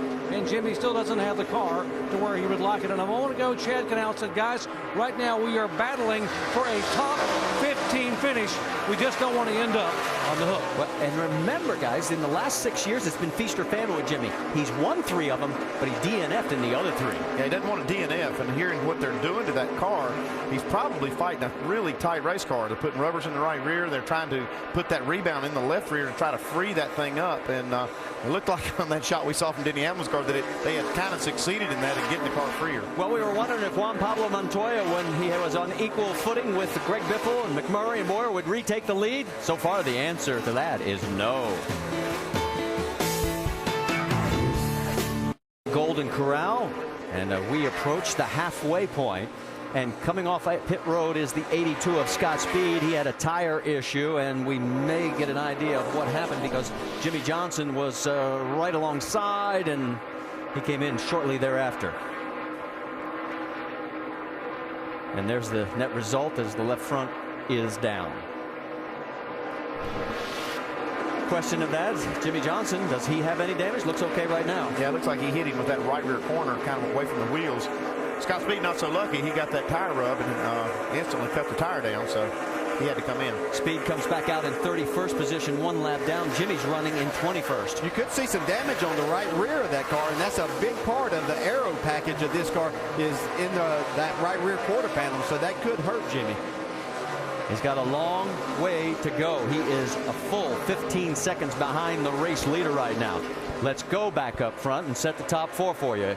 It is Greg Biffle, followed by Juan Pablo Montoya, Jamie McMurray, and Clint Boyer. It's 1 Ford, followed by 4 Chevrolets. Let's go up to speed. We'll pick it up with 5th place, Kevin Harvick. Dave? That's your championship leader right now. Remember, he started today with a 103-point lead over the field, so pretty comfortable as he heads toward the chase. What they've been fighting today has been mostly a tight race car. Tight, tight, tight on the first several runs, and then finally on the last run, he used the word better, and they made no adjustments to the chassis on that last pit stop. Jamie? Behind him in their bright green car, Mark Martin. I talked to his crew chief this morning. He told me all season long they have been on the defensive. They've just been trying to protect what they have and not lose too many points. He said this week this is the first time they've been on the defensive, feeling like they have a car that is capable of contending. Right now, though, he said the hotter it gets, the tighter he's getting. Dave? Martin Truex Jr. runs right behind him. He started 12th, has moved his way into the top 10, has been running there ever since. Even though his car has been loose on occasion, he's been dealing with a skaty racetrack on occasion. On the last pit stop, they made a wedge and air pressure adjustment because the car was loose into the corner and loose off. Doc? And behind him, the 2 car, we got the Busch brothers running together. Kurt Busch in the 2 car. Remember, Roger Penske has never won a Brickyard 400. And Kurt Busch, despite having some handling trouble early on and having a lug nut hung, which cost him about 3 seconds on pit road, has now moved that car back into the top 10 at 8th position. Behind him in 9th spot is Kyle Busch. Remember the lap 1 incident where he got the left front fender caved in, got some damage on the nose, and he fixed it. He drove from 37th back to 12th, and is now being shown in the top 10, but they made an adjustment a moment ago. And here's what Kyle had to say. Yep. Typical Indy. Should have left it alone. And what he's referring to is the car was getting tight toward the end of a run, and he came in and made a very slight air pressure adjustment, and now the car is swung the other way and is loose. Dave? Jeff Burton, you guys mentioned it earlier, was near the top of the practice charts yesterday, but has not had the best day so far. Running 10th, but on the last run, he said he needed more rear grip. He reported that earlier in the race, too. So they made an air pressure adjustment to try to catch up with him. But so far, the car Jeff had yesterday, not the car he has today. Marty? All right, thanks, Dave. And, of course, after that, as we take a look a little bit further back, Jeff Gordon running in the 11th position. They've been fighting tight in, loose in the middle, loose off. That's been their mantra all weekend. And there's right behind him is Tony Stewart, Casey Kane, and Matt Kenseth with David Reagan rounding out the top 15. Up front, it is the 16 of Greg Biffle. He has never won here at the Brickyard. And the 42 right behind of Juan Pablo Montoya. Jamie McMurray in hot pursuit, but there's the gap of all three of them as they come down the front straightaway. You've got the two Earnhardt Ganassi cars. Chip Ganassi has second and third positions right now in his quest to win the trifecta. The Daytona 500, the Indy 500, and the Brickyard 400 all in the same year. Can he do it? Well, we'll find out because the leader at halfway has won only 4 times this season. That's bad news for Biffle. Century now on these grounds at the corner of 16th and Georgetown in Speedway, Indiana. Today, the relatively new tradition of NASCAR at the Brickyard continues with the 17th Brickyard 400. We're just past halfway, and let's take a look at our McDonald's race rundown and catch you up on what's happened in the first part of the Brickyard 400 from the pit studio with Rusty, Ray, and Brad. It was Juan Pablo Montoya starting on the pole in the opening laps of the race. Got kind of crazy. Oh, it really did. Kyle Busch got sideways and took a lot of cars with him. Sam Hornish, one of the big losers in this, tears right rear quarter panel up. And it's a big melee off at turn 2. 8 cars involved in that one. Turn 2, lap 1. Then a bunch of people had overheating problems. We saw a lot of guys getting off and getting grassed up in their radiators and whatnot, and causing a lot of these cars to overheat. That has since then tempered down somewhat, but it's had a lot of problems early with guys overheating. Denny Hamlin, Dale Jr., Brad Keselowski among the guys. Now, Jimmy Johnson trying to win this race for a 3rd straight year. He led briefly in this race, but he's really slipped back. Strong early, but as the track changed, seems like they haven't been able to keep up with it. They brought him in, made a shock change, and you can see he was incredibly loose there. Johnson running in 21st position. Now, Juan Pablo Montoya, I mentioned, started on the pole, dominated the early part of the race, but then, after being well out in front, had to make a pit stop under green with an ugly-looking right front tire. Yeah, he had a right front tire problem, and big chunks of rubber came out of the right front tire. Just an isolated incident. We haven't had any tire problems all day long, just this one. It looks like everything's fine for Juan right now. In fact, him and Montoya and Biff are awful close to speed right now. Looks like Montoya's back up to speed. Montoya cycling back around to the 2nd position behind leader Greg Biffle. Right now running 0.8 of a second behind the Biff, who, by the way, not a lot of people picked to win this Brickyard 400. He is leading. One of the stories of the day, Chip Ganassi's attempt to win the trifecta, if you will. The Daytona 500, the Indy 500, and the Brickyard 400 in the same year. Plus Juan Pablo Montoya trying to win both the Indianapolis 500 and the Brickyard 400. Only driver who would have done that. It's been a good day so far for the Ganassi effort. Dave? Well, they run 2nd and 3rd right now. And Chip, you've been here enough times to know what to think and feel at just past halfway. What do you allow yourself to think at this point? I allow myself to think we're just past halfway. You know, I mean, there's a lot of race to go, 75 or something to go. And, we just got to, you got to just do the obvious things right from here up through the race, and we'll see what happens at the end. With no other tire issues, it looked like the 42 right front was a fluke. Is that the way you saw it? Yeah, so far it looks like a fluke. We'll see. Right. They're looking good right now. Chip has moved his way back and forth between pit boxes. The 42 is pitted first. The 1 car right next door, Marty. All right, thank you, Dave. As we scan a little bit further back, behind Montoya is McMurray, and of course his teammate, Clint Boyer. Kevin Harvick in 5th, and Mark Martin has now found himself in 6th position. Well, this track has changed a lot from yesterday, and especially today as the race wears on. It's getting faster. The speeds are staying a lot faster this run than we've seen all weekend long. So it means the track's probably taking rubber and it's changing, and you see it kind of moved away from the Hendrick cars. Jimmy Johnson really struggling right now. Mark is even falling back a little bit. You see Greg Biffle now. He probably started his car really loose, and the track is coming to him. Yeah, I think the 2 guys up front really probably started their cars looser than anybody else. We see Jimmy Johnson losing another spot here. And guys, I mean, Jimmy Johnson just got passed by Bill Elliott and Marcus Ambrose literally in the same lap. So I'm wondering if there's something wrong with that car. Well, I've seen his times be about a 1.5 seconds off of what Biffle and Montoya are running. So he obviously has some significant problems there. They're going to have to make some major changes, and that would require a caution flag to make those kind of changes. And even then, not going to get back to the front today, I don't think. Everybody's going to have to make changes on their race car because this track is changing. Even Greg Biffle leading this race, if he doesn't keep up with it, he'll lose a handle on it also. So really putting a lot of premium on all these crew chiefs. We're going to get some laps here. They're going to have to make these changes and really listen to the drivers because it's going to be necessary for them to maintain. Let's go back up front because Juan Pablo Montoya, his lap times have been about 1/10 to 2/10 a second a lap quicker, and he is closing down now on Greg Biffle. And you know, we mentioned about the fact how halfway leaders haven't had a lot of success this year in the Sprint Cup Series because only 4 of 19 times has the halfway leader won.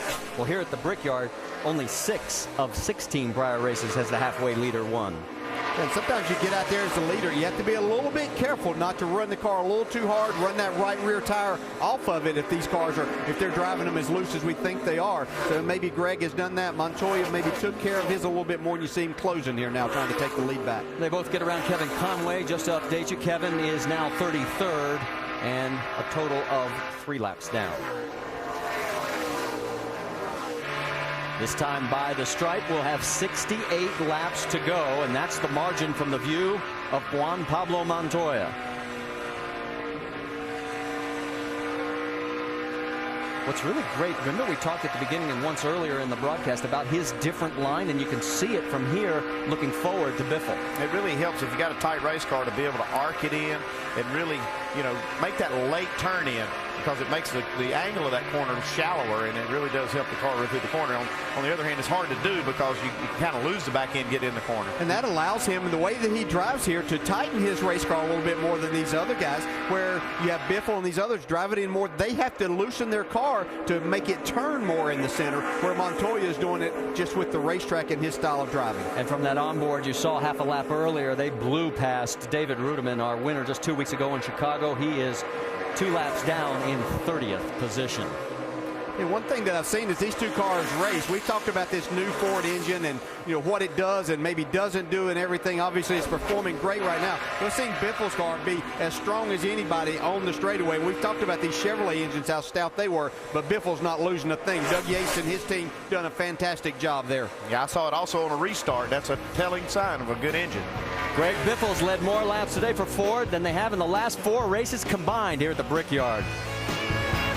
2 former Indianapolis 500 winners, and we've got pit stops happening already under green. Vince? Tony Stewart is in. He had been running down as far as 21st and then started charging up to 11th. Darian Grubb has been massaging this car all day long, and it's getting better and better. We'll see if Stewart can be a factor down the stretch. Good stop by the 14 guys. As Tony comes back out, you saw Greg Biffle. He has come awfully close to that wall every time he's on that lap, the last 3 laps, and here comes a bunch of people, including second place Juan Pablo Montoya is heading towards you, Dave Burns, if he can make sure that Marcus Ambrose doesn't get in the way. And he doesn't want any distractions when he's coming down pit road. You heard him say that he really doesn't do anything different, even after that speeding penalty on pit road last year. Certainly he'll watch that tachometer to make sure he's not over this year. Come down and calling for no changes right now on the car. It was a little bit loose when he slammed on the brakes, but that was just a condition he can control with his own feet, so they won't make any adjustments. The tires going on are fresh and full of air, and so far after that first right front was bad, no problems at all for Juan Pablo on the tires. Jamie? And Mark Martin was too tight in traffic. The call was 4 tires, 2 rounds out of wedge in the left rear. It was a good stop. He's down and away. Dave?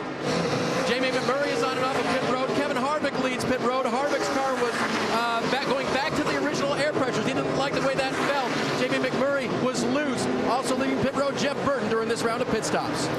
Jeff Gordon as well. There's Matt Kenseth coming back out. Dale Earnhardt Jr. as well, as everybody here working lap number 98. Now this puts an interesting twist into this as everybody pits on lap 98. That's whoa, look out! Just about got tagged. Biffle's in. Let's go take a look. All right, come on, we'll get it. Very close call for the leader right there. He said the water temperature was good. It would have been bad if he'd crushed the radiator right there, but he gets around Keselowski. So coming in, Greg Biffle wants a half round on the wedge adjustment, just a little bit loose on the race car. Doc? Likewise, a little bit loose for Kurt Busch. 4 tires, slight air pressure adjustment. Busch is down and away. So after a heart-stopping moment for Greg Biffle and his team, Roush Fenway Racing. Let's go back to Doc one more time. And what a difficult day it has been for Jimmy Johnson. Again, major chassis adjustments. They went back to the garage and came back with a handful of shock absorbers. They were thinking about changing shocks if they can get a pit stop under the yellow flag. 4 tires, and again, Jimmy is away. And the 99 of Carl Edwards rotated through to the lead, but now he has pulled down pit road. And He makes his way down that long, slow 55-mile-an-hour trek towards his pit stall, well past start-finish line. Doc? Carl Edwards saying the car is a little bit free in and free off. It's still tight in the middle of the corner. They are continuing to make just ever so slight air pressure adjustments. Carl said it's gotten better. It is more free than tight. If they can just help him on the exit, the car will be a lot better of making a pass.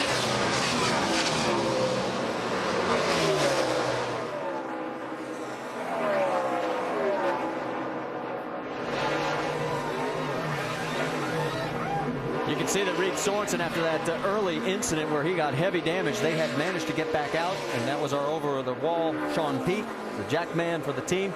You saw them complete theirs. They are 37 laps down in 35th position.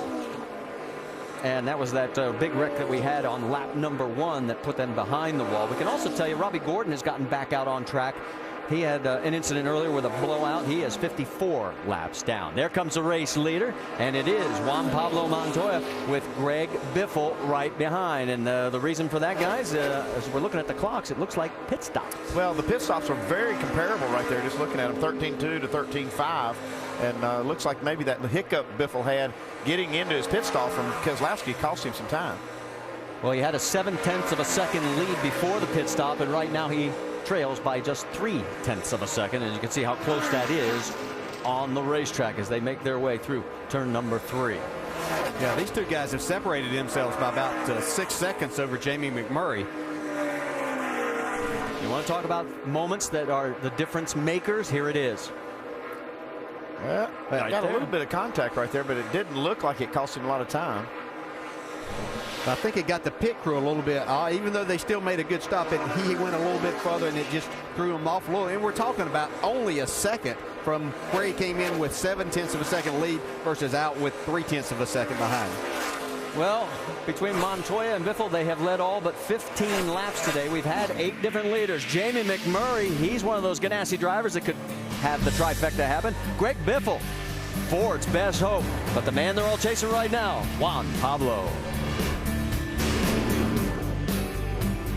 Brickyard 400, presented by Golden Corral, is brought to you in part by Burger King, who remind you to have it your way. 56 laps to go in the Brickyard 400. Juan Pablo Montoya leading. A reminder, the Mopar Mile High NHRA Nationals finals come up tonight at 7 Eastern over on ESPN 2. Next weekend, racing includes the NASCAR Nationwide Series from Iowa Speedway, Saturday 7 Eastern ESPN 2, and the NASCAR Sprint Cup Series from Pocono, presented by Aaron's, next Sunday 1 Eastern on ESPN. Coverage starts at noon Eastern with NASCAR Countdown. That will be over on ESPN 2 next Sunday from Pocono. 55 laps to go. The lead changed hands on a 2-lap exchange of pit stops a moment ago. Greg Biffle came in leading Montoya, stayed out an extra lap. Montoya ended the exchange with the lead. This from Biffle's car a minute ago. Well, I sure hope that wins the race, Irwin. Me too, buddy. Me too. Did we get the advantage we needed by staying out an extra lap? No, we just went on the pit road with a 29, 31, and all of them around us, about 10 up pitting around us. We didn't know Keselowski was going to stop you. All right, so the exchange between Greg Irwin, the crew chief, and Greg Biffle, the driver, who again started the pit stop exchange with the lead and wound up chasing Juan Pablo Montoya. Rusty, Brad, Ray, valid question. Was that the race? that could be the race, because track position is everything in the world. When I saw Montoya hit pit road a lap before Greg Biffle, you knew that he had fresher tires, and these guys run that first lap after they exit pit road like it's a qualifying lap. Now, not only did he pit early and get that position there, he also beat him in the pit stop. Montoya's pit stop was a 13.2 compared to Biffle's 13.5. So Brad, a little here, a little there, and he's got the lead now. Yeah, I don't think I would just go ahead and give it away to Montoya, though. I still do believe they do have another pit stop that they're going to have to make. They're both going to have to come down pit road one more time. Greg Biffle could possibly get something back there, but it's going to have to be perfect. Let's have a little round table here. DJ and Andy listening and joining as well from the booth. Guys, you see these final 53 laps unfolding. What do you see as far as strategy, the one more stop and so on? Andy, what are you seeing? Well, I see just one more stop for everybody, but I didn't quite understand exactly what Biffle was referring to there, if he needed to go run an extra lap just for fuel and he still wasn't able to make it or not. But I really felt like everybody could make it from here. I think I agree, Andy. Everybody, I believe, can make it from here.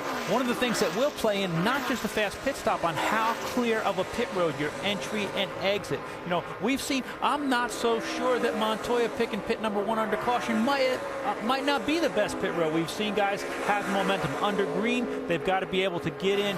You saw that incident with the 16 and with Brad Keselowski. That slowed the 16 down maybe just enough, threw his pit crew off just enough to cost him some time. They're just going to get one more crack at this. Hey, DJ, I don't know about you, buddy, but every time my guys made a mistake or else I questioned something, I would do just what Biffle did. I mean, he's probably thinking, man, I wish I could have got in the same lap as Montoya or maybe a lap early, because I think he's a little hot that Montoya got him on those fresher tires. Yeah, that's a good point, Rusty. I was just going to talk about the same thing. I think Brian Patty may have done something to get his driver the lead and just get him back out front, knowing how important that track position is, that knowing just that one lap was enough. Andy brought this up to me a while ago, that might have been 3/4 of a second, got him out front, and now Biffle's actually paying the price for all of that happening. I'll just throw a couple things at you. First of all, I'm just stunned. I think, Andy, you said this a few minutes ago. I'm stunned at how much the first two have separated themselves from third place on back.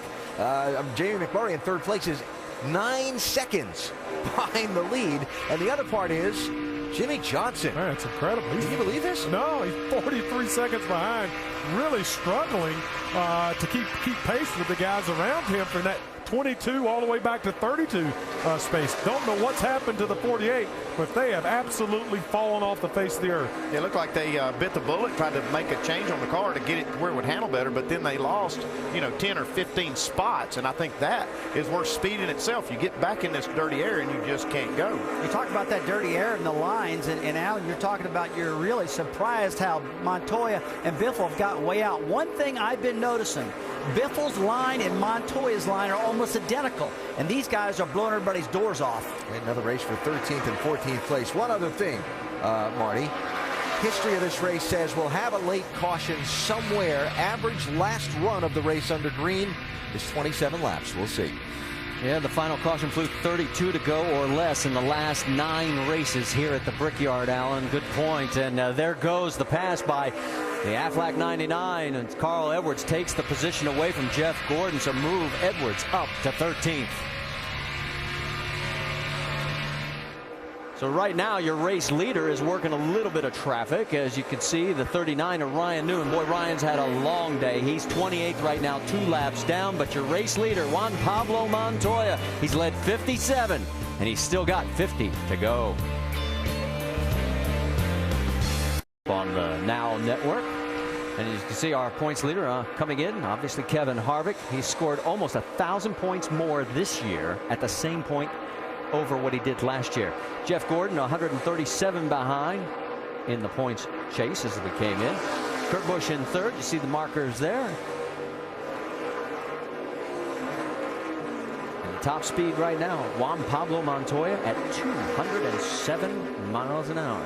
And for more NASCAR stats, in-car audio, and live race radio, check out NASCAR Sprint Cup Mobile at sprintcup.com/speed. And with 46 to go, want to talk about speed? Rusty, you had an observation? Oh, I keep watching Montoya, guys. I mean, his car is not handling as good as Greg Biffle's right now. I heard him patting the throttle coming off of turn 4. Something was going on with the car, loose, tight, something like that. And this last time by, Biffle outrun Montoya by almost a half of a second. So Biffle's not out of this thing by a long shot. I think Montoya's not exactly where he wants the car right yet. Yeah, Rusty, I think a little that may have had to do with something these guys told me as they got closer to other cars. He just lost the front end, especially under throttle a lot of times. So that could have had something to do with that. Let's see if he picks back up here now that he's gotten around Ryan Newman. Well, the meat and the sandwich of the first and second place car is Ryan Newman. It's been a long day for him, Jamie Little. It certainly has. It started off bad. He blew a tire early. But, guys, moments ago, when he was riding around 28th all by himself, he looked in his rearview mirror.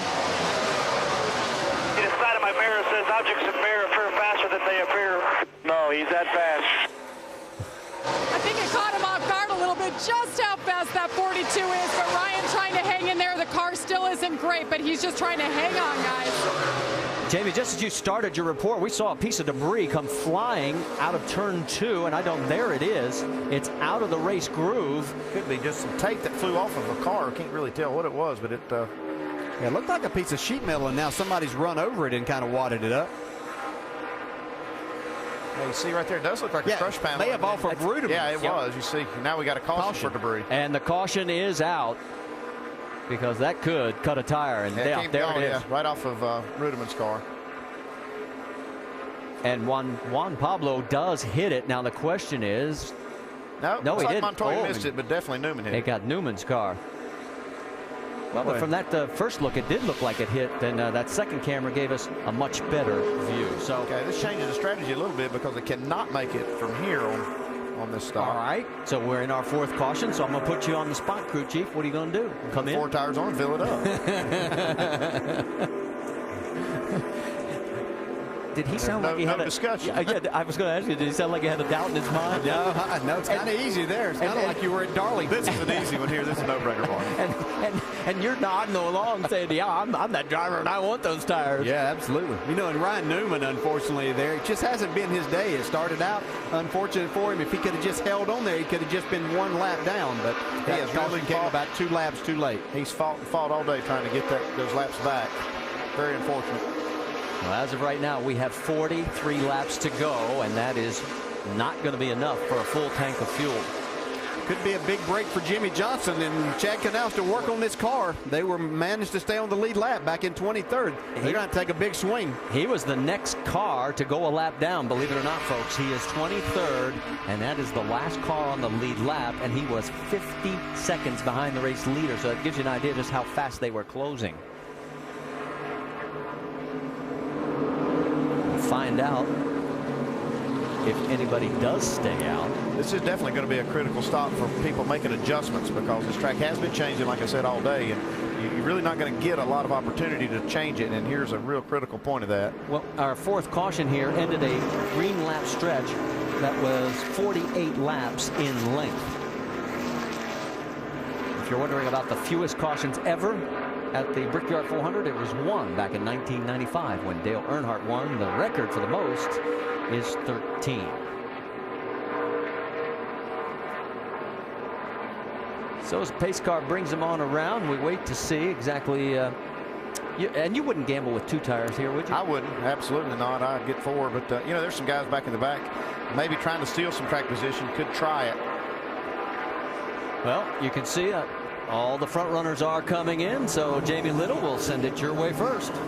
Well, to keep with those changing track conditions, it definitely is getting hotter down here. Mark Martin calling for another wedge adjustment on the left rear, 4 tires and fuel.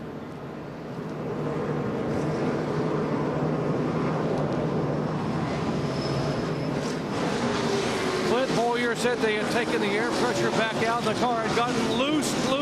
They're going to put 4 tires on and change the air pressure in the left front. How about Greg Biffle, Dave? Very loose race car, 4 tires, track bar, and wedge adjustment. As for Juan Pablo Montoya, he hits the first stall on pit road. There will be no changes to his car. 4 tires will be swapped out, and he leads. He's going to keep that lead. There you see the race off pit road. Montoya, boy, everybody holds station through the top 5. Kyle Busch picks up 1, and remember the mess he was in lap 1, and here he is coming out in 6th position. Mark Martin drops a spot. Carl Edwards, the big winner, as he picks up 4 coming off pit road. Problems for Jimmy Johnson. The wheel to the left, turn the wheel to the left. Now they're trying to change shocks on this car. You see how they're bouncing up down here. They're making as many adjustments as they can. They were the last car on the lead lap, so they weren't, if they couldn't gain any spots, which it wouldn't have helped them because their car wasn't handling right, they can take this time now with these long caution flag laps that you make around this big racetrack to make changes and big changes. So the work continues for Jimmy Johnson, and the quest to win their 3rd in a row is in serious jeopardy. Had a hole in the nose there. I don't know how much that was hurting him. They're now finishing up the shot on the left front. Let's go, come on. Now you can hear Chad because they can tell that they turn the wheel to the right, turn the wheel to the right. Need to get this stop done. No, they're okay. They still got some time. Yep, Get that shock nut for me. Chad looking up track, making sure the pace car. Plenty of time. Now he's still, this guy's knows you still have plenty of time. That's the thing you don't want to do right here. You don't want to get everybody panicked because it's hard to do this job efficiently if you're trying to hurry it. So they got plenty of time. They can finish this up and stay on the lead lap. Yeah, you see the cars coming, but they can still get out right here. Tire on there. Turn the wheel to the left. Turn the wheel to the left. Get the tire on there. Hurry up. Hurry Now up. I'm getting nervous. Now he's getting nervous. Now I'm getting nervous. It's still up. Now I'm real nervous. Yeah, they've lost a lap. Yeah, and now it's too late. Too late. Forget it. Yeah. Just stop. Just make sure we get the splitter fixed right in lap down. Make sure we get the splitter fixed. And Wow. you can Now you got hear, plenty of time. You can hear the disappointment in Chad Knaus. Where agony on one end of pit road to the excitement of the other. There is Juan Pablo Montoya first off. And there's his pit crew saying, go get him.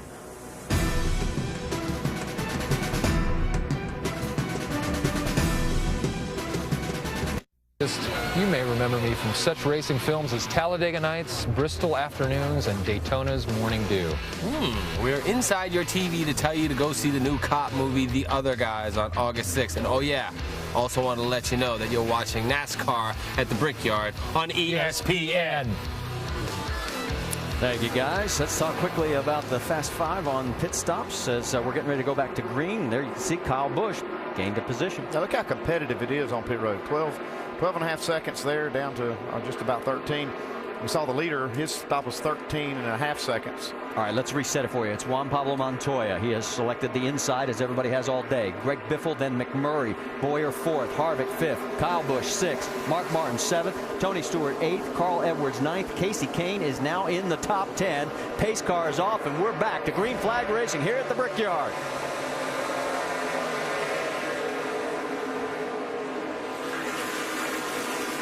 McMurray right behind his teammate. Well, we got some beating and banging there too. Kevin Harvick kind of spun the tires on the start of that.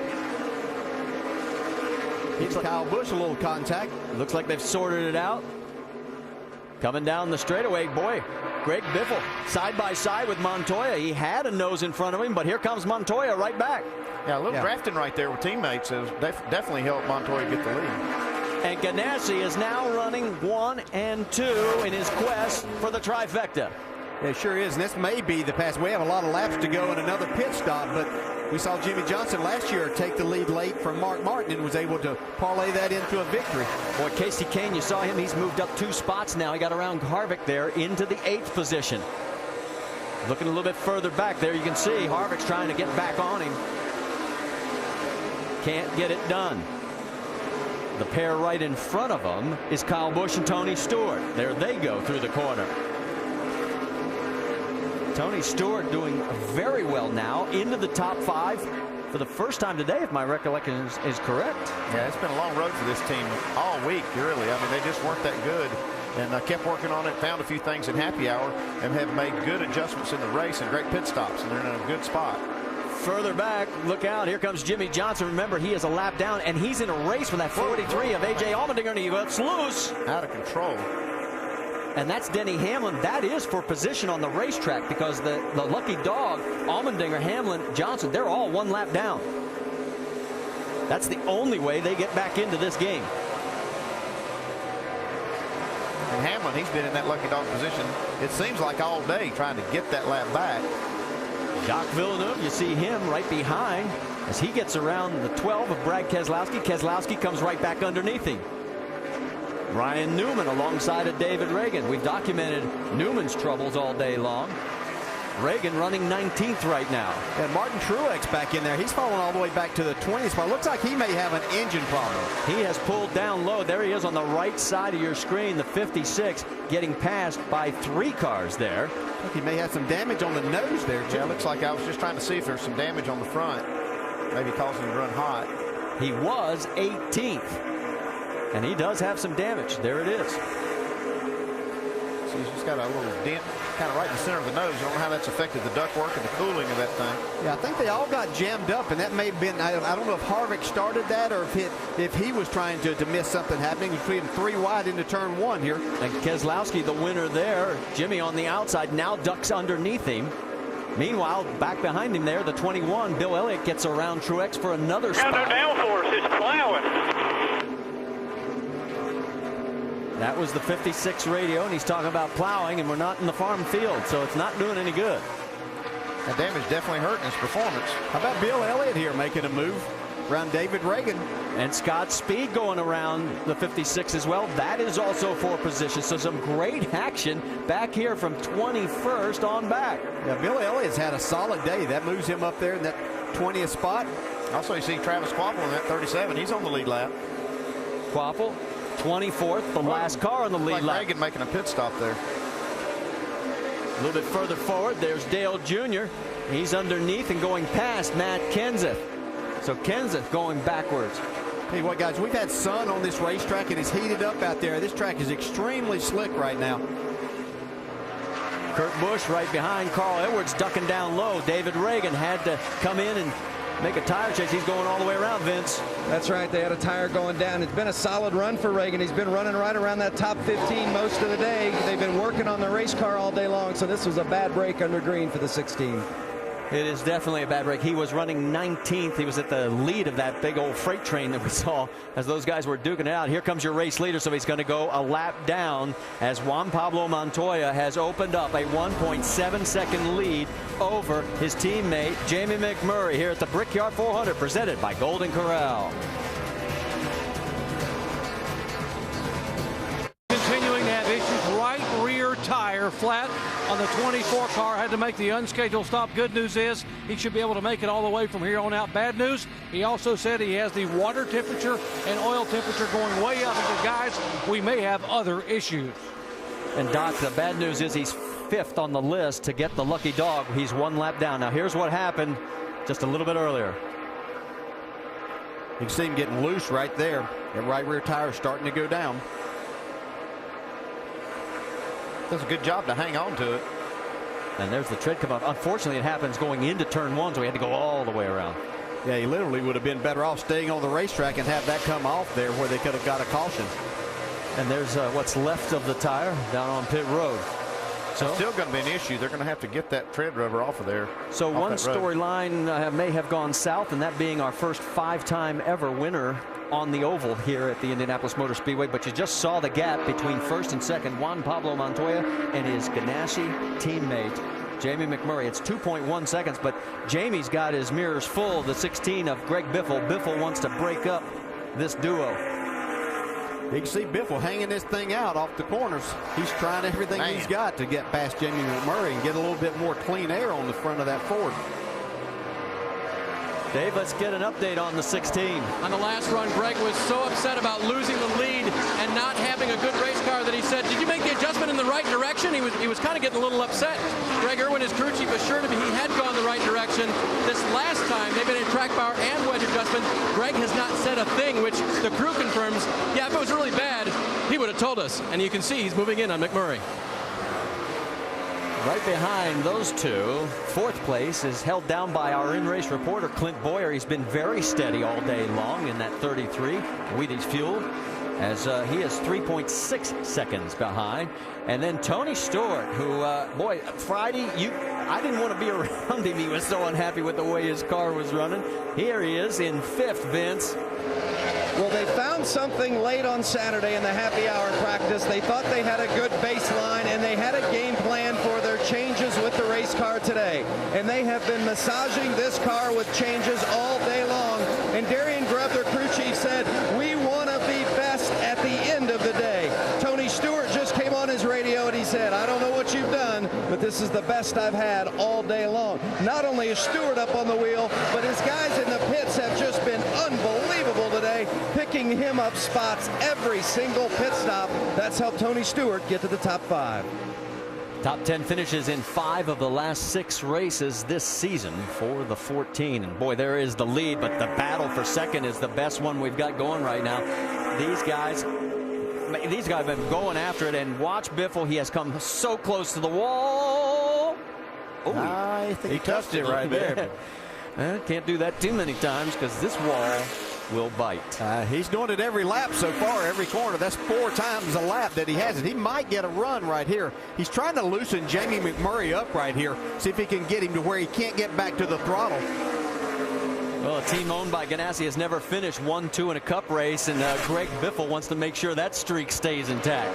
These are 2 good friends, too, off the track, so I'm sure they're having a lot of fun racing for this spot. Look at Greg giving a little eye on the inside. Jamie slams the door. Look out. They don't touch. There he comes out again. Oh, yeah. This is good. You can see Greg had to crack the throttle just a little to stay off the wall that time. Coming out of 4. Sliding again. Meanwhile, Clint Boyer's got to be watching all this and enjoying the show as well. But he's not the only one. That's why Greg Biffle's pushing so hard. He sees those cars getting bigger in his mirror every lap. Well, and also the gap has widened now, so maybe he's cooked the tires just a little bit. We'll find out when we come back to the Brickyard 400 presented by Golden Corral.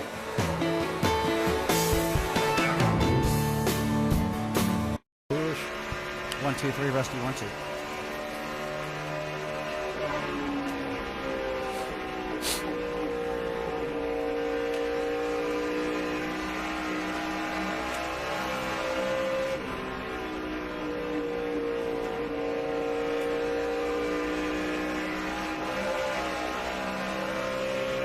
Yep.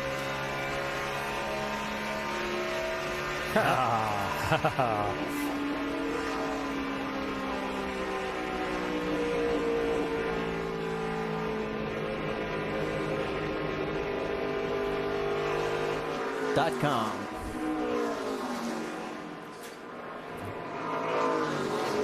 I need NASCAR.com. Thank you.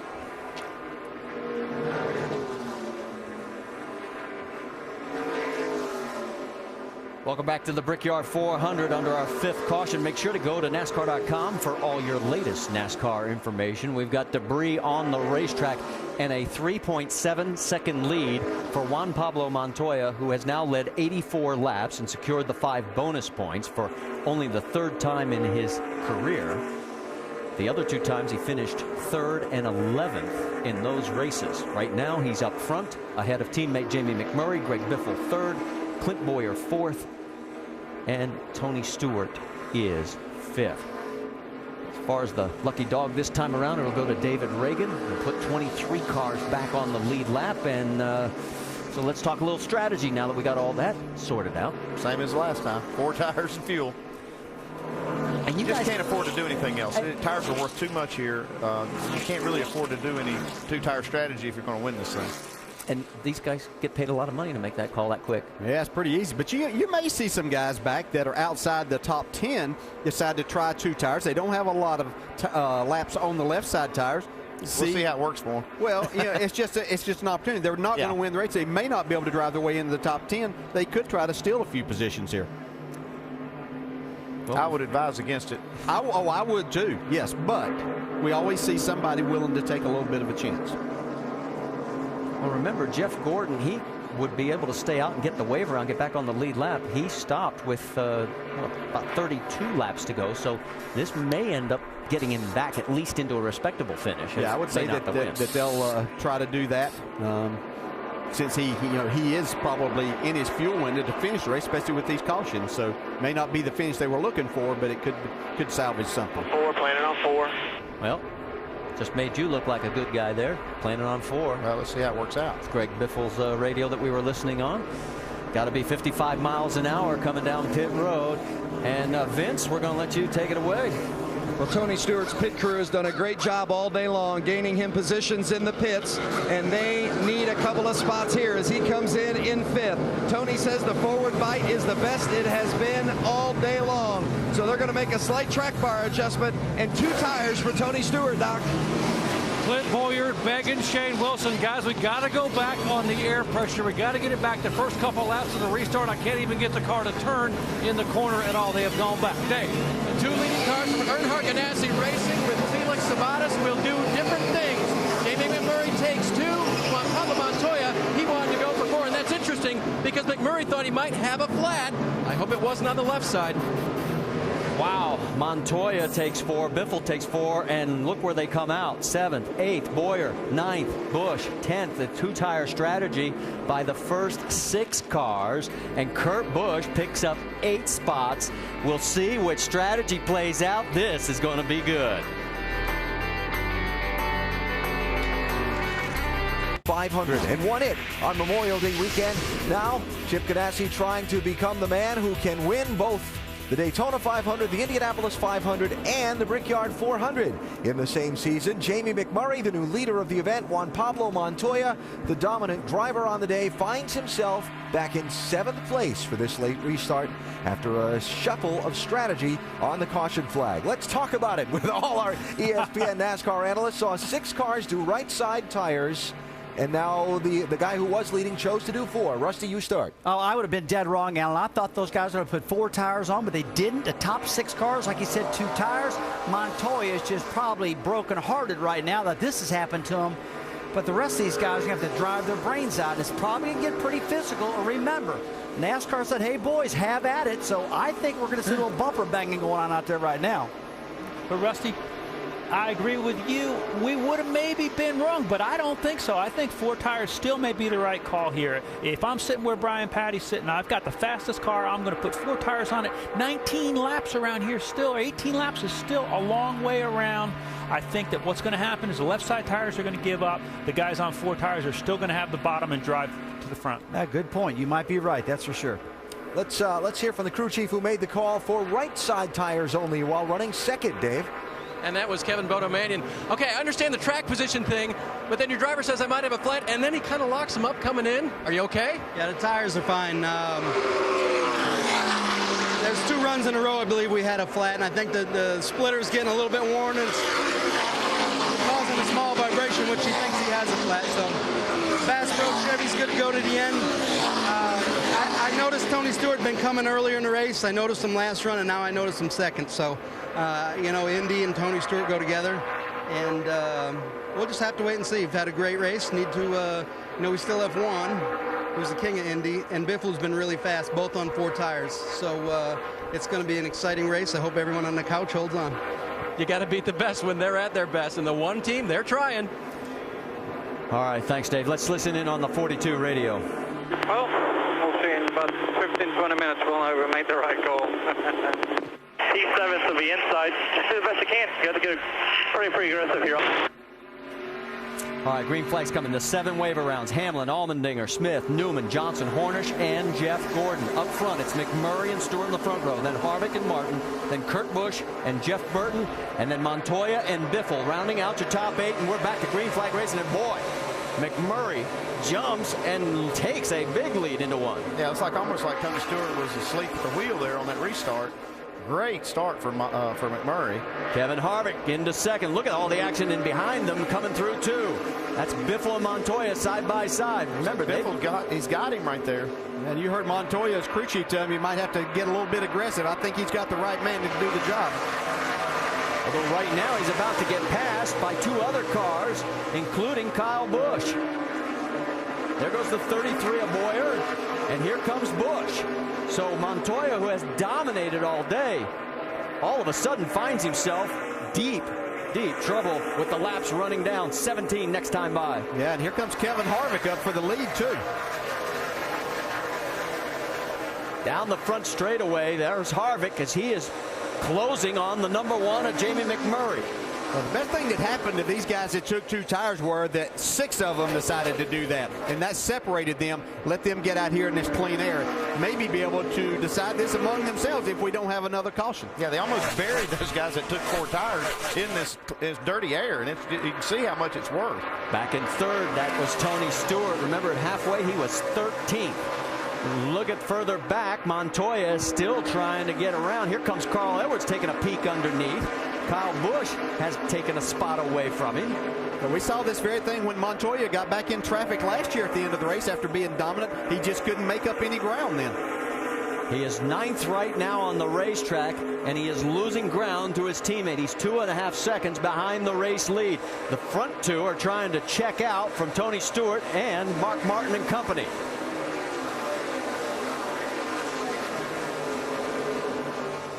Coming into 2, you see Jeff Burton taking a look underneath. He's going to go underneath Mark Martin. Here comes Greg Biffle.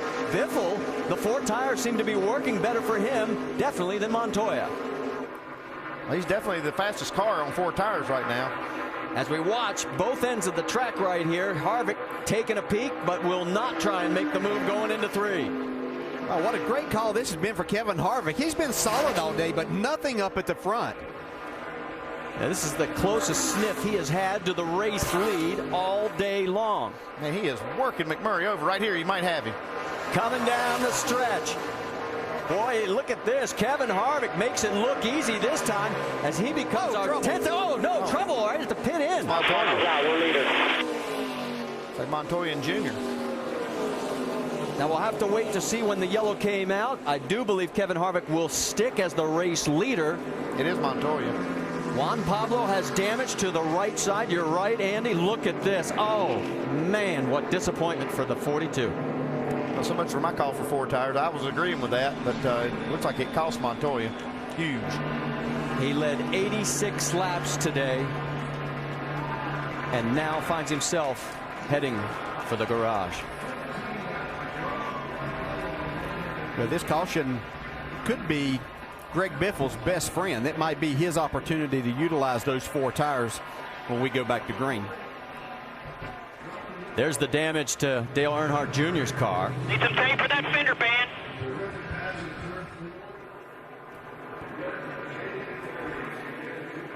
Chip Ganassi, Juan climbing out. Let's go back and see exactly what happened. He just gets sideways out of the groove there. Oh, yeah. Big lick into the wall.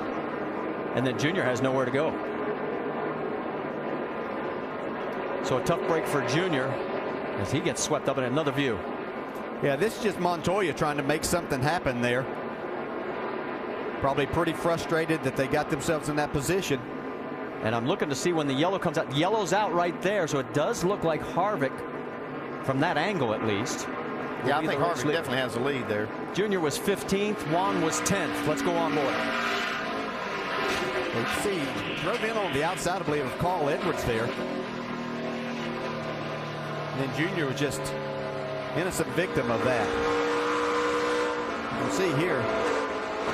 Stay high, come on, high, high, high, high. Yeah, Junior had nowhere to go with Marcus Stay high, Ambrose trying to there. avoid the 42 car.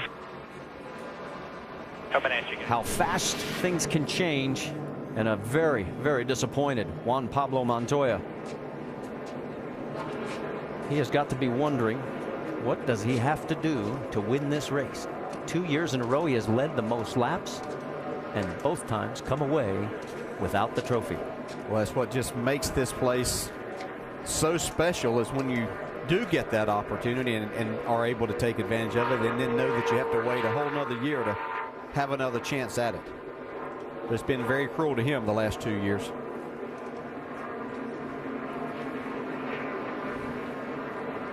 Chip Ganassi still has one bullet, and that being Jamie McMurray, who right now is in second place. If he wants to pull off the trifecta, the work continues on Jimmy Johnson, and they're working on that splitter. They've been working on this car all day. All right, we've got 14 laps to go. For the first time today, Kevin Harvick finds himself in the race lead, and there's one more look at the way the day ended for Juan Montoya and Dale Jr. Well, we've got baseball on ESPN tonight and tomorrow night. First, it's the Cardinals taking on Chicago on ESPN Sunday Night Baseball at 8 Eastern. Then on ESPN's Monday Night Baseball at 7 Eastern, it's the Tigers and the Rays. Both games available on ESPN3.com. Under our sixth caution, our race leader is Kevin Harvick with Jamie McMurray right alongside. And Tony Stewart and Jeff Burton will be third and fourth. Now let's listen in on the radio of the one car. The 29, I believe, missed a shift earlier, has been complaining about restart. So, you know what you got there. Just be aware of it. I know I'm beating a dead horse, but I swear I got a tire that doesn't feel right. I can't tell. I mean, I don't know what's wrong. Something doesn't feel right, though. Well, you know, he did slide the tires getting in to the pit road before he made that right side change. I saw the right front slide, and he could have slid the left front.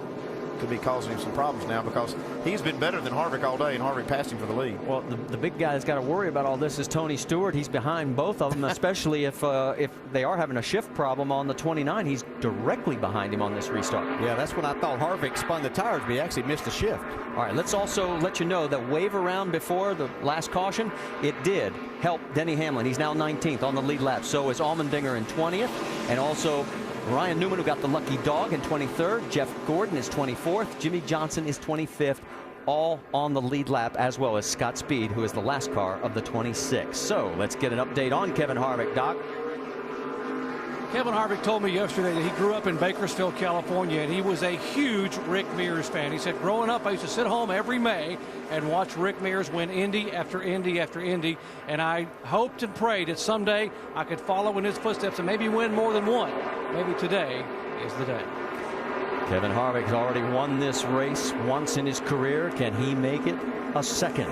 We're about to find out, because next time by, we will have 11 laps to go around this famed 2.5 mile oval. Pace car pulls off. Field forms up. We gave you the lineup. Watch Kevin Harvick if he has the shift. As they come towards the starter stand, the green flag will fly, and we are back racing again at the Brickyard 400. Oh, McMurray with a really good restart. Can he hang on that outside here? Well, we're going to find out, because a lot of guys are going with him. Well, takes the lead off of turn 1. So give Jamie McMurray the lead. There is the 4 tires. Remember, on the 16 of Greg Biffle, he's in 4th, right behind Tony Stewart. The top 4 trying to pull away. There is Clint Boyer. He's got Kurt Busch to give him a little push to get around Jeff Burton. Yeah, looks like Burton's struggling to get up to speed here on this restart. Boyer clears, but Kurt cannot. Now he runs up a little higher. Kyle Busch, and here goes Biffle. Boy, he makes it easy around Tony. I think Tony made it easy for him. He kind of moved over, let him have that spot, knowing he had the 4 tires. That's probably a good move there for Biffle, because that was a key pass. Remember, on the previous caution, he was one of the few that did take all 4. Oh, this is not looking good. Hang on. That is Logano right up underneath the 5. You're on board. You see, really getting Mark loose there. Mark trying to shut him down. Yeah, he's not going to do it, though. Logano gets underneath Mark. That is for position. Move Logano into the top 10. This is like coming off the corner at Martinsville. Got Kenson. Here comes Casey Kane. He's getting a big push from his teammate.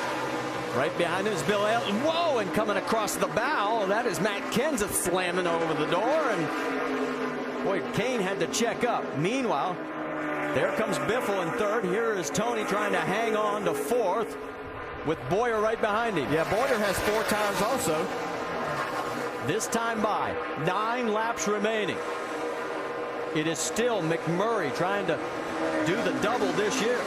Here we go a little bit further back. A.J. Allmendinger in the 43. Denny Hamlin. Remember, these guys are back on the lead lap now, so this is for position 15th overall. Hamlin out of shape with Allmendinger getting underneath. There's Bill Elliott trying to get another position for him. What a great run for he and the Wood brothers today. He is running 17th right now. Remember, Martin Truex had problems a little earlier. He's right behind him in 18th. Jimmy Johnson trying to get back into this picture as well. He's got Brad Keselowski in his sights. That's 21st, and Jimmy's 22nd.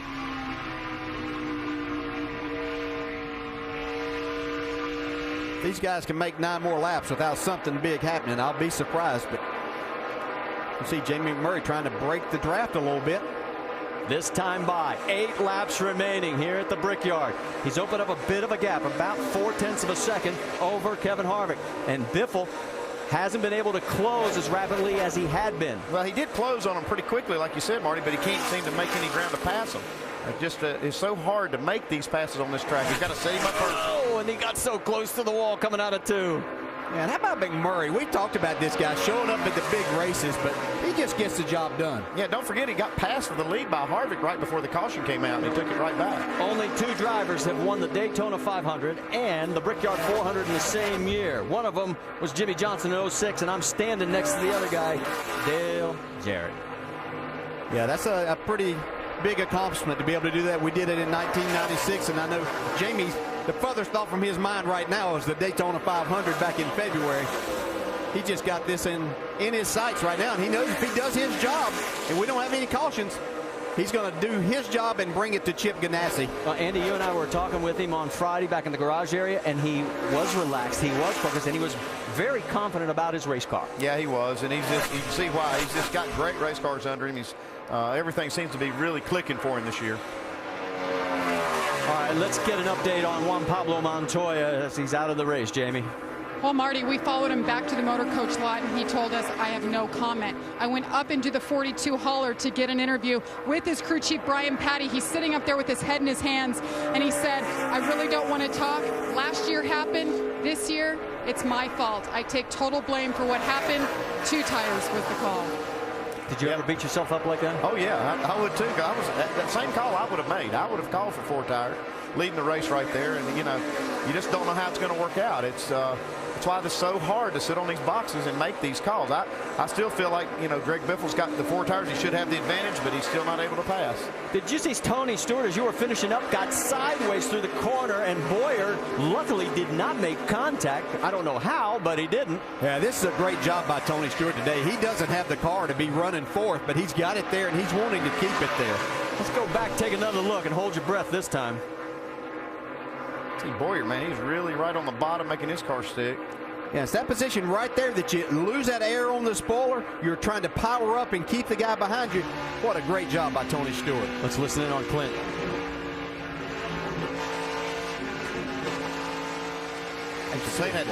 Yeah, he was trying to stay off of Tony. His car was pushing a little bit with the front, and he was trying not to hit him. One little nudge from Clinton, he'd have been in the wall. Remember, Stewart was 13th at the halfway mark.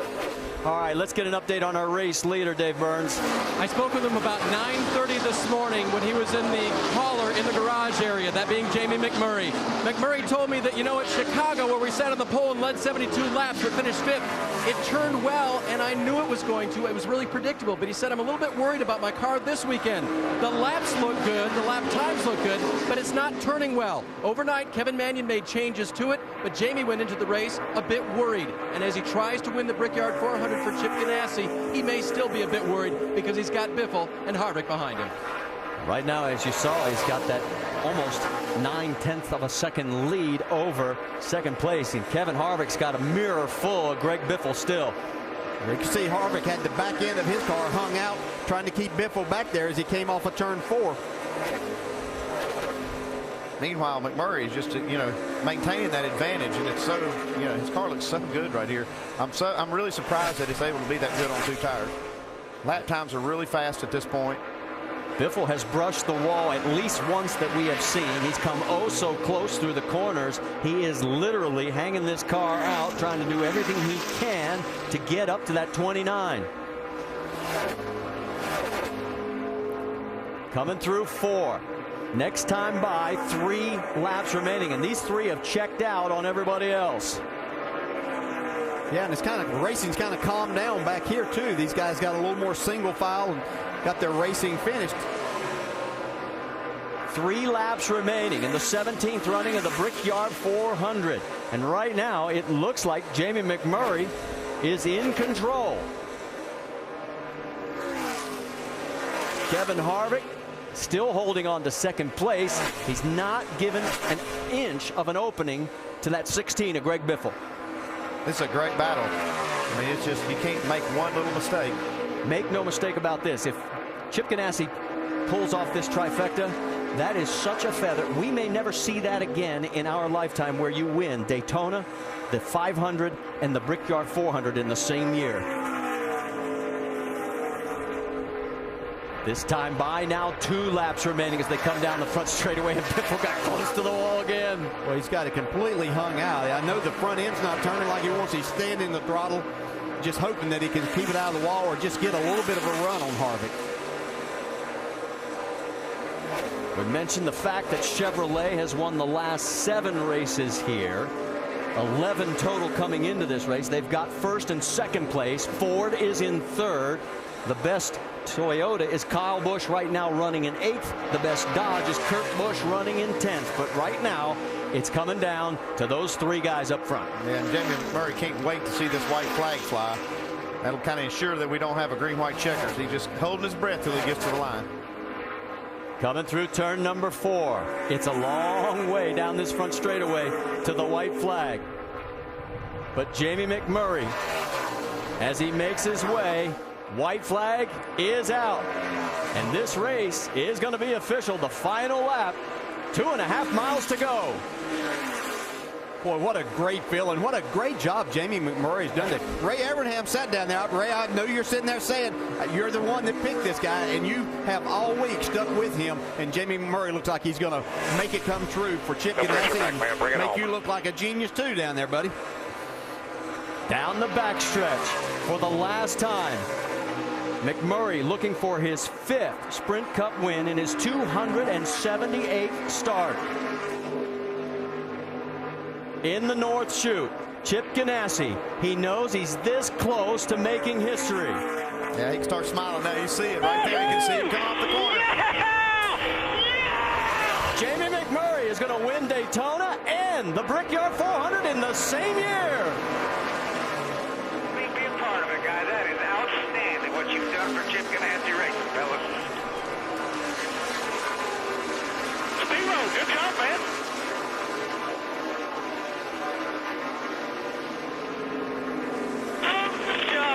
Great pit stop. Awesome job today, guys. Unbelievable. Chip Ganassi saying, pinch me. Is this real? I saw Chip at dinner on Thursday night. I said, good job, Jamie. I know what you're saying. Of it all day, man. Congratulations. I know what you're saying to all the media, but you know this opportunity is only going to come along once. He goes, yeah, I know it. And I don't want to say anything to jinx it. I do want it. I want it. And they did it, and they have succeeded. Congratulations to the entire Earnhardt Ganassi team. Look at the celebration going on pit road. Turned out to be a call in the pits that made the difference for the Ganassi team. One of them took 2 tires, the other one took 4. Yeah, and then Jamie McMurray on that last restart from the outside of Kevin Harvick, making the pass before they got out of turn 1. All right, let's talk. Kiss the brakes. We're going to kiss the brakes. Let's talk to Chip Ganassi, Doc. Chip, I know you don't get very emotional, but what a special day for you and this entire organization. Pretty special. You know, my heart goes out to Juan. He had a great day, too. But he and Jamie, you know, Bass, Target, this is for all of them. I'll tell you, this is a big, big day for our team, and I couldn't be happier to have it happen here at Indianapolis. When will it sink in? I know you got IndyCar people watching. I mean, the Daytona 500, the Indy 500, and the Brickyard 400 all in one year. It's incredible. I need oxygen. I don't know. I don't know what to say. And what do you think Dad is saying back home, your biggest supporter? I think he's watching right now. Hi, Dad. I hope you're on the oxygen back there, because I'll tell you what, I need some. All right, go celebrate, Chip. Okay, thanks. Chip Ganassi headed to celebrate. And by the way, family, his mom and dad have been ailing, so what a special bit of medicine for the Ganassi family to have this happen here today. You better believe it, Doc. You better believe it. Floyd Ganassi, we send you best to you and your bride, and boy, I know they are just bursting with pride right now, and they should be. What a great team. And Chip Ganassi, you got to understand the rivalry with Roger Penske. I mean, Penske has 15 Indy 500s, and Chip now has something that Roger or anyone else can lay claim to. When we come back, we've got a lot more from the Brickyard 400, where Jamie McMurray is your winner.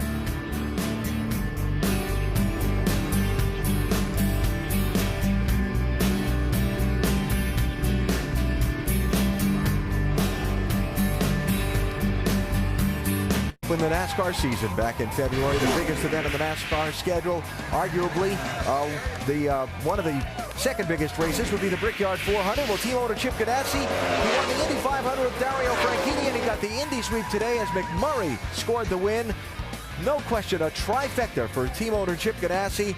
Most thought it would be Juan Pablo Montoya who would be the guy rolling into victory lane today, but it is Jamie McMurray with a huge double dip in major NASCAR races 2010.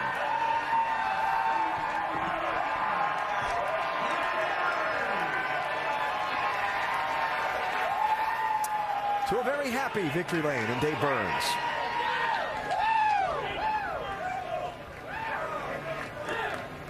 Making history requires hard work and a ton of spirit, and I think you got a bunch. What about today's win, Jamie? Oh, it's unbelievable. We didn't have the best car, and when Kevin got by me with a few laps to go, I thought our race was over. What about that?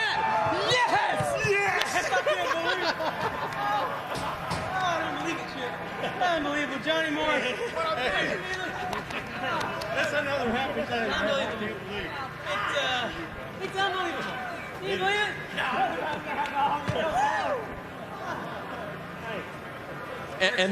Yeah, I would think so.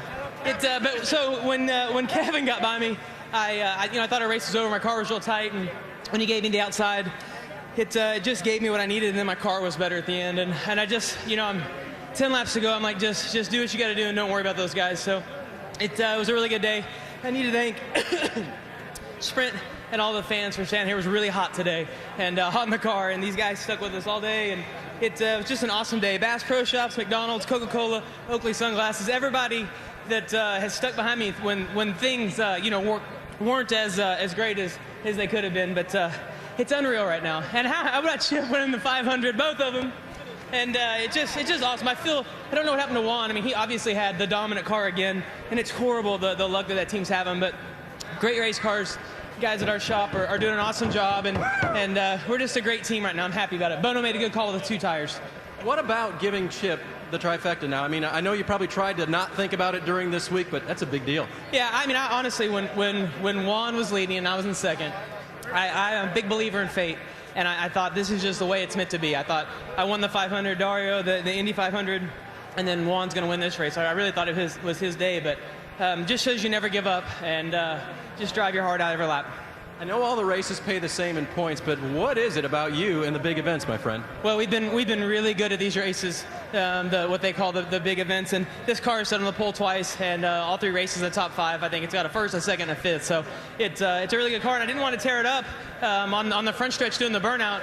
But I'm just shocked that I won the Daytona 500 and the Brickyard 400 in the same day. It's been an unbelievable year. Are you saying you want to use it again? What's next on your list for this car?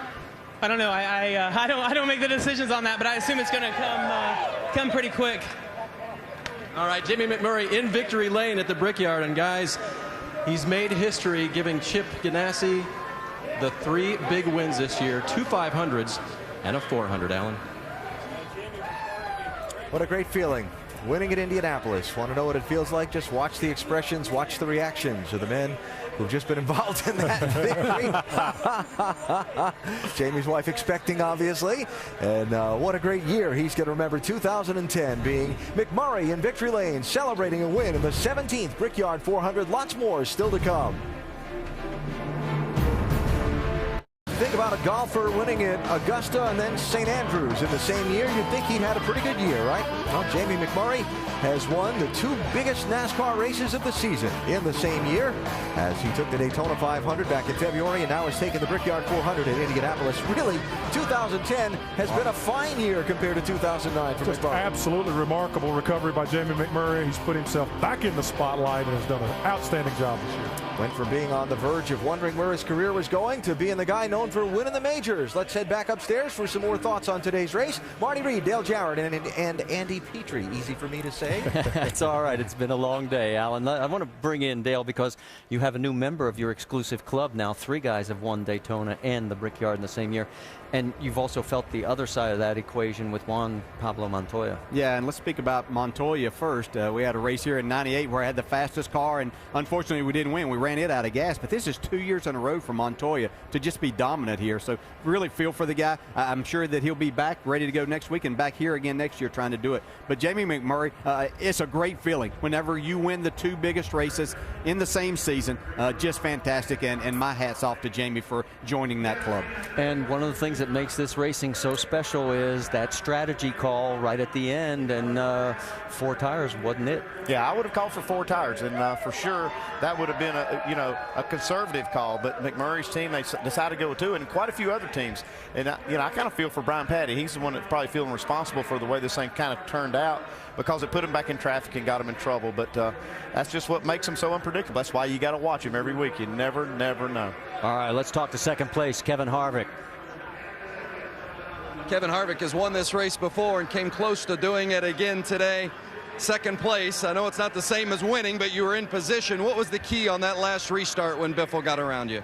Well, I got tight going into turn 1 there in the middle, and just had to wait on my car, and Jamie was able to just carry the momentum around the outside. The first restart, my car took off great. We were able to get by him, and my car never acted like that again. But good day for our Shell Pennzoil Chevy, and everybody did a great job just putting us in position. I felt like we had a top 5 car, but didn't have a winning car. And we had a chance to win there at the end and just came up a little short. How do you put in perspective the strides that this organization has made in a year's time? It's pretty hard to put it into perspective just for the fact that, last year we were at best a mid-pack car on a good day. And, this was kind of the turnaround where it started last year where we got our new cars. And, even today, we like I say, we had a top 5 car, but we had a car that was capable of winning at the end because we took a chance and were able to run fast enough to have a chance. So, with our cars last year, we couldn't even take that chance because they weren't fast enough and we'd wind up in the way. But good job to Gil and all the guys. The points leader, Kevin Harvick, second today at the Brickyard. Yes, and he has had a very good year so far, as we pointed out at the beginning of the broadcast. How about the ticket to the race, our upcoming events? Next week, we're going to be off to Pocono and then on to Watkins Glen, Michigan, Bristol, on through to Auto Club Speedway. All you have to do is log on to NASCAR.com/tickets or call 866-GO-NASCAR. We'll see you at one of those events down the road. When we come back, Carl Edwards will be joining us in the pit studio with Alan and the guys. He finished 7th. He'll give us his evaluation. Track for the fans to see. One of the traditions post-race here at Indy. Won't be too long before he'll be out by that yard of bricks to pucker up, put that big old smooch on the yard that he'll so enjoy. Chip Ganassi, co-owner Felix Zabata is all piled in there. Now joining us in our ESPN pit studio, as he's agreed to do for all of our ESPN race telecasts this year and our extensive post-race coverage, Carl Edwards, today driver of the Aflac Ford for Roush Fenway Racing. First of all, you were remarking before we start to talk about your race about your fellow, what is it, Missourian? Missouriite? No, he's a Missourian. and yeah, it's a proud day to be from Missouri. It's so cool for Jamie to win this race, to see what he's been through. The first time I met him, he was at Mike Mittler's shop. He came and answered the door, and he's all greasy. He used to have long hair, and he's working on something under the truck. And he's always been a polite guy and a guy that could do anything on the race car. And to see the struggles that he's gone through, and just look at that smile. That's yeah. Unbelievable. It's so cool to see him out there. Priceless. Now let me take you through a little bit of your race. You wound up finishing 7th. It wasn't that easy. You started 19th. There was a big wreck, turn 2, lap 1. You missed that somehow, but then you wound up on pit road at lap 10 with an overheating car. Right, and I don't know what it looked like to you guys or to the fans, but the air was the biggest thing we were racing out there today. And, there was one time when somebody got the splitter down there in the grass, and it looked like a snowplow, and it threw all this grass up. And I'm glad I looked at my water gauge because it was, it just headed up, got to 300 degrees, and a lot of guys had that trouble. But then as the race went on, we took 4 tires at the end because we thought that tires would be the thing, and that it's so strange. You're not really racing the tires, you're racing that air. And the guys with 2 tires, they're the ones that made out today. We sit right here in the pit studio, myself and Ray, Andy, Peter, and Booth, and said, hey, 4 tires, that is it. But the clean air, getting that car out front just had to be everything. Did it feel that way? It looks like the cars were all over when they got behind cars. Right, you could run very hard, on the short run and kind of ratchet some positions up. But, as opposed to last night at a small track like ORP where aero's not such a big thing, 4 tires that was the deal there. I don't even, no tires or 2 tires was the deal here. And Jamie and those guys played it right, and then they stayed out front. We just, we never had a chance to get up there. But the cool thing for us is that I think Greg Biffle had a chance to win this race. I felt like he had a car that could do it. That's great for Ford, for 3M, for Aflac, for all of us at Roush Fenway. We obviously lost a great driver in Jamie, but it's nice to be able to keep up with them a little bit here at this race. Yeah, that was going to be my comment. You guys feel like you've kind of turned the corner a little bit today. You had Matt Kenseth, yourself, Greg Biffle, all within the top 12. Yeah. Looked like you all ran pretty well. Is this a turning point for you guys? Yeah, it is, and it's inspiring to look at what Jamie did and those guys today. See him going around that racetrack smiling and waving with the checker flag, and to know that his 2009 was not what he wanted it, and here it comes to 2010, and he's won the 2 biggest races of the season. And that gives us hope. And I'm proud of my guys back at the shop, just as those guys should be proud of theirs. Well, I was going to kid you and tell everybody you knocked me out of my chair when I get there, but I figured you had a long enough week with that. But, I was hoping we could make it through this without bringing that up. I said he's in great shape. He's not even sweating. But, it seems like in the last 3 or 4 weeks at Roush, you guys have really turned the corner. Is that the new engine? Is it suspension? It just seems like right now you're a threat to win races again. Right, it's everything. And you guys know how that is. You have to have every part of the package. And, the perfect example is you know, keep talking about Jamie, but it's his day today. And you look at Jamie and how he ran in you know, over with us, and then he came over to this other team, and he's running so well.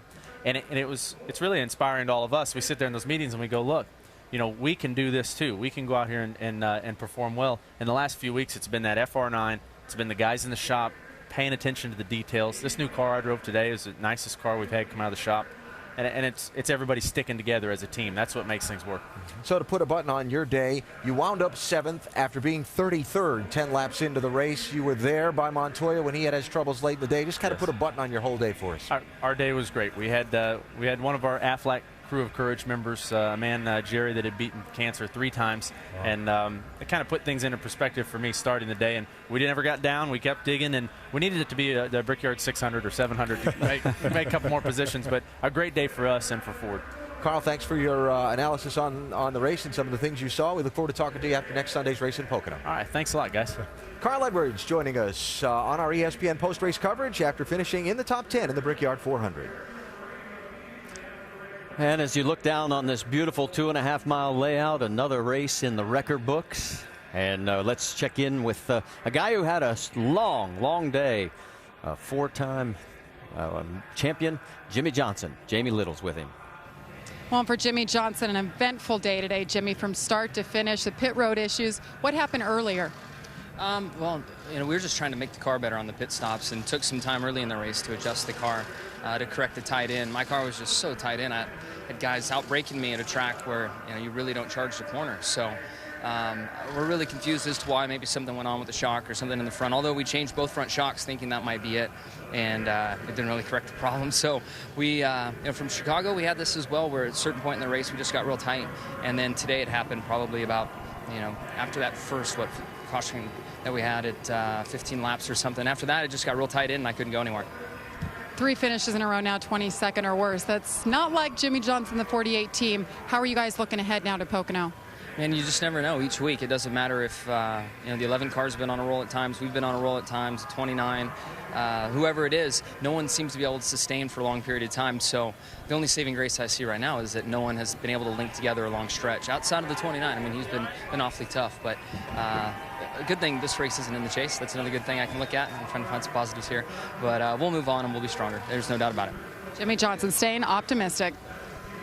All right, Jamie, as you finish, the Corvette pace car has made it back around. Believe it or not, there were 7 people in that Corvette, including Chip Ganassi and Felix Sabates and our race winner, Jamie McMurray.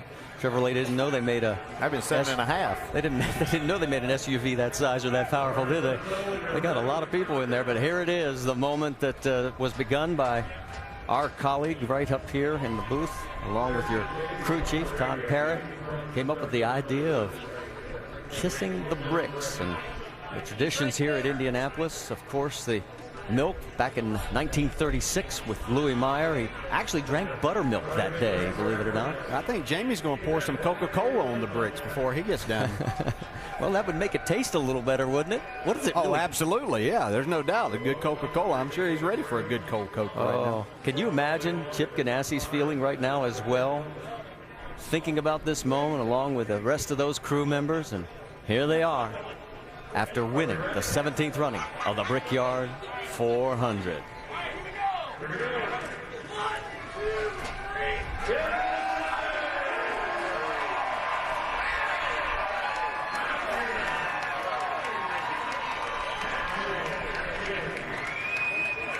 I can assure you, in respect to all the drivers' wives that had the opportunity to do that, that is a wonderful kiss right there. That is the culmination of a lot of hard work and effort on all of those guys' part. And that's what's so great, is all the people that help make it possible. Not all of them, because there's still some that obviously with the guys we talk about at the shop, but these people all had a huge hand in making it happen, and they can help celebrate right here. Chip just got pumped off. I can't imagine how Chip feels right now. This is such an accomplishment for him. While they continue to take the photographs, changing all the hats that the process goes through, let's take a look at the updated chase for the 12 spots for the chase after 20 races. And look at Greg Biffle right now in that 11th spot. Boy, he has made himself a player again in the top 12. Let's talk to him, Doc. Well, Greg Biffle logs a career-best third-place finish at the Brickyard. And, Greg, when the day began, did you have any idea that your car would be this competitive and run this well? Well, we're certainly hoping it would. Last year we finished fourth here with a similar setup, a little bit different this time. But, you know, pretty happy we could run with a 42. I was excited about that. 3M piston earplug Ford Fusion, really good. Engines just ran great. Just wanted to get 4 to win. You know, I mean, we're going to have to take some chances, and I guess 2 tires is what we're going to have to do one of these days. The final call there, you took 4 tires, others took 2. Who made the call? And now when you look back on it, obviously, if you'd have taken 2, would it have made a big difference? Yeah, I think we would have probably, you know, anybody could say we could have won, but, you know, I think 2 would have been the right call. We could have raced with the 1. We were about as good as the 1, maybe a little better than the 1, but about the same as the 42. So 2 tires probably would have put us up front, and we could have duked it out for the win. But, you know, great run, good top 3 finish for us. Didn't gain a lot in the points. A lot of guys finished right around us. We're racing for the chase, but still a good day. Hey, congratulations on another great day, bud. Thank you. All right, Doc, thanks. So Greg Biffle's comments there on finishing 3rd. And as we watch the celebration continue out by the Yard of Bricks, in the pit studio with Rusty, Brad, and Ray to kind of put a button on some of the stories we talked about before the race started on NASCAR Countdown. Rusty, the Penske effort today. Yeah, absolutely. Roger didn't get a win again here at the Brickyard 400. They tried really hard. They had a great-looking car, just couldn't quite get the handle on it. Yeah. You got a feel for him. You know, we talked about him on our Countdown show. They gave it another run at it, but hey, got to try it again next year. Yeah, that's right. And Brad, we talked about Jeff Gordon. Yeah, we talked about Jimmy man. Johnson. We talked about Denny Hamlin. Wow, I'm going to tell you what, for Jeff Gordon, the day really never got started very well. But for Jimmy Johnson, the day just unraveled. He was extremely quick early on. We thought he was going to be a threat to Montoya, and he just ended up going backwards all day long. Same for Denny Hamlin. Got a lap down, fought his way back, just couldn't quite get in the mix. Tough day for those 3 gentlemen. And Ray, the Ganassi story. He wound up getting the trifecta, but it wasn't with the driver most of us thought, but it was with the guy you thought. Well, the Ganassi organization has got depth, and Chip runs so good here, and it's really neat. Congratulations, Chip. It's great to see be part of history, but all along, you know, we knew that 42 was fast, but as I said, that one car, Jamie McMurray and the group had portrayed confidence all week long, worked on their car. Jamie just had some bounce in his step, and I knew that if that 42 were to falter, that the 1 could be there to pick it up. That's a sign of a great race team. Going to have to start calling him Majors McMurray yeah, at right. The minute. So Jamie McMurray celebrating the win here at the Brickyard 400. And as we continue our extensive post-race coverage here on ESPN after today's race, we talked about Jeff Gordon just a second ago. Let's get his post-race thoughts with Jamie Little. And Jeff Gordon brings it home 23rd today. Jeff, kind of a wild and crazy day. We saw you lose a tire at one time. What happened out there today? I saw the 9, the 29 kind of come together a little bit, racing hard, and we got a good run on them and made up a couple positions. We really struggled today with the DuPont Chevrolet. I mean, track position is so important here. We see that all the time. You know, we had a good car at times, but just not a good enough one to drive up through there. And so we were just kind of, you know, doing our best, and you know, took advantage of that situation. Then all of a sudden I felt a big vibration. I thought I had a loose wheel, but then they said the splitter was vibrating, and then I don't know, must have broke off and cut the right side tires, and I just went along for a ride. I got pretty lucky actually with it. We didn't tear the car up down there in turn 1, and we fixed the best we could and just brought it home. New right side tire, of course, a lot of talk, first time running a spoiler here. Did you notice any difference? Well, you know, I mean, there's a huge difference from what we used to have. I mean, this tire lasts no problem. I mean, the tire issue we had was purely because we ran over something. So, you know, I give Goodyear a lot of credit from that sense, but, you know, we're really struggling trying to pass out there. And, I mean, my car didn't feel any better on lap 1 than it did on lap 15. So, you know, I think there's some things they can do to improve it if they can keep the wear good. But, you know, right now I think with this surface here at Indy and our cars, and as much as we, you know, eat up right side tires, I think this is probably the best of both worlds. So good news coming from Jeff Gordon. Long, hard-fought day. He brings it home 23rd.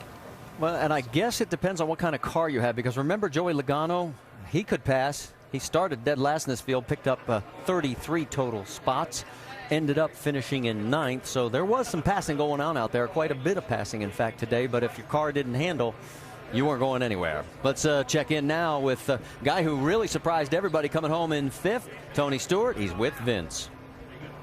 been a tough weekend for Tony Stewart. Been battling a little bit of a summer cold. Had a couple of bags of IVs yesterday and trying to get a race car to work for him this weekend as well. And I know Darian Grubb and his crew massaged on it all day long. What did you have there at the end when you brought it home fifth? The two tires got us some track position at the end, but we were a little bit too free back to the gas. But I'm so proud of Darian and these guys on this Old Spice Office Depot team.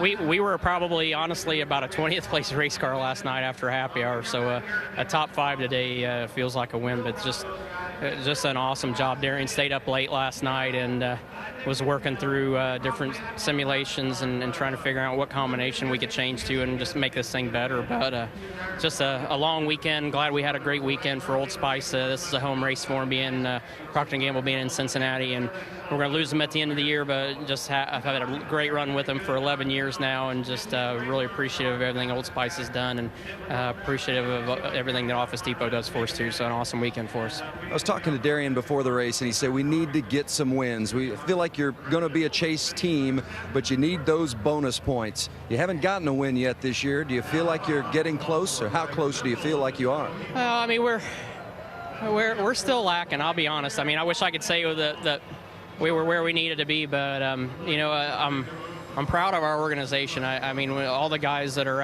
at Stewart Haas Racing that don't get to come to the racetrack on the weekend, they've really been working hard, and the engineers have been working long hours and staying afterwards each day, just trying to make us better. And you know, that's all as a driver, and especially as a car owner, that's all you can ask for is the hard effort these guys are putting forth. The Indiana fans were cheering for him today. Smoke brings it home fifth at the Brickyard. Got everything he could out of that ride today and did a great job, and there is your race winner. In fact, for Jamie, 16 laps led, is the second fewest laps led by a 400 winner. Guess who had the fewest? Yeah, if you guess Dale Jarrett, you're right. He led 11 back when he won here in 1996. And of course, you want to talk about an interesting day. How about Kyle Busch? Remember, he was involved in that first lap mess, and Jamie Little's caught up with him. And Kyle Busch brings it home 8th today, but after lap 1, Kyle, it looked like your day could have ended. There was a multi-car wreck. How did you guys fight back from that? I'm unsure, but we just gave it all we had. You know, I don't know what happened there on that first lap. I just lost it, I guess. And fortunately, we didn't get hit by many other cars. Just the 77 just barely touched us, and minor repairs to the car. But car drove well. It was really good. Just in traffic on the initial restarts and stuff, it was real edgy. But once we got single filed out, car drove pretty good. So thank Dave and all the guys on this M&M's Camry. They gave me a pretty good race car today. So fortunate for the month that we've had, we got back out here with a solid top 10 finish. So also just a special promotion for the Kyle Busch Foundation. If you go check out rowdybusch.com, purchase some stuff. It all's tax-free, and you know, hopefully we can get some sales for the Kyle Busch Foundation. And Kyle, this weekend you had a new spotter, Eddie DeHaan, your interim spotter as of now. How'd it work out, and are you going to keep him on board? Things went well. You know, Eddie was with me for all 3 races, and he did a great job. You know, we're going to go out, have some lunch later this week, and talk about a couple things on how he did, how I liked it, and what maybe Dave wants to hear different or something like that. But so far, so good. Solid day for Kyle Busch.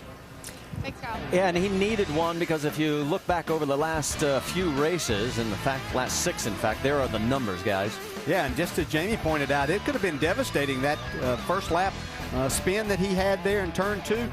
Could have gotten hit by other cars and had another one of those 40th place finishes, and that would have been bad. But they rebounded, did a fantastic job, and got a top 10 finish out of it. Yeah, it didn't start out good at all for the Joe Gibbs cars. Denny Hamlin found himself in the pits with that debris in the grill, and he had to work his way, try to get back on the lead lap all day long, it seemed like. And Joe Logano got caught up in that early stuff too, and so he made his way back. So the Gibbs guys did a good job of rallying. Just didn't have any good breaks today. Yeah, we documented all of those except Hamlin. He came home in 15th position. So yes, and you're right, Denny was down a lap most of the time and managed to struggle back and make the best out of what was a bad situation.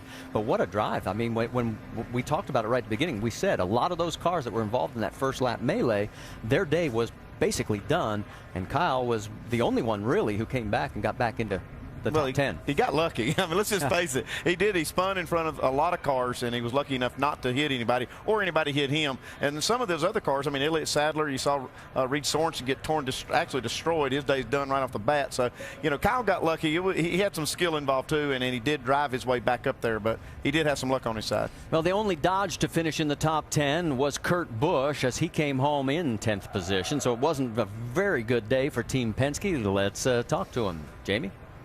Well, Kurt Busch brings it home 10th today. Your best finish here since 2004, Kurt. What was your day like? I know it was eventful. Yeah, it was a hard-fought battle. You know, ever since they diamond cut this track, I've struggled with it flat out. You know, I'll admit it. And we started off way tight, threw the kitchen sink at her, and we ended up loose on that end of it. But you know, just Miller Lite Dodge, hard-fought battle with the razor blade edge. I mean, we were just on that loose, tight edge, and we had some damage to the nose. It really hurt us aerodynamically at the end, about with 30 to go. So we hung on. I thought we could have finished maybe 5th if everything would have went our way, but we'll take 10th. It's just been a tough track for me in years past. Now that we've got through it, we're ready to move forward to Pocono. What are you thinking about that next weekend? Yeah, we struggled there last time there. It's a real rough racetrack, flat like this one, so we got our work cut out for us. Good job, Kurt Busch. Top finishing Dodge today. Well, while we've got a moment, let's talk about what's been coming up on the motorsports calendar. We'll have Mopar Mile High NHRA Nationals. The finals are tonight at 7 Eastern on ESPN2. And then the NASCAR Nationwide Series will be at Iowa next week. Join Vince Welch and the gang Saturday at 7 Eastern. That too on ESPN2. And then we'll be with the NASCAR Sprint Cup Series at Pocono, presented by Aaron's, next Sunday, 1 o'clock Eastern on ESPN. And our coverage starts at noon Eastern with Countdown over on ESPN2.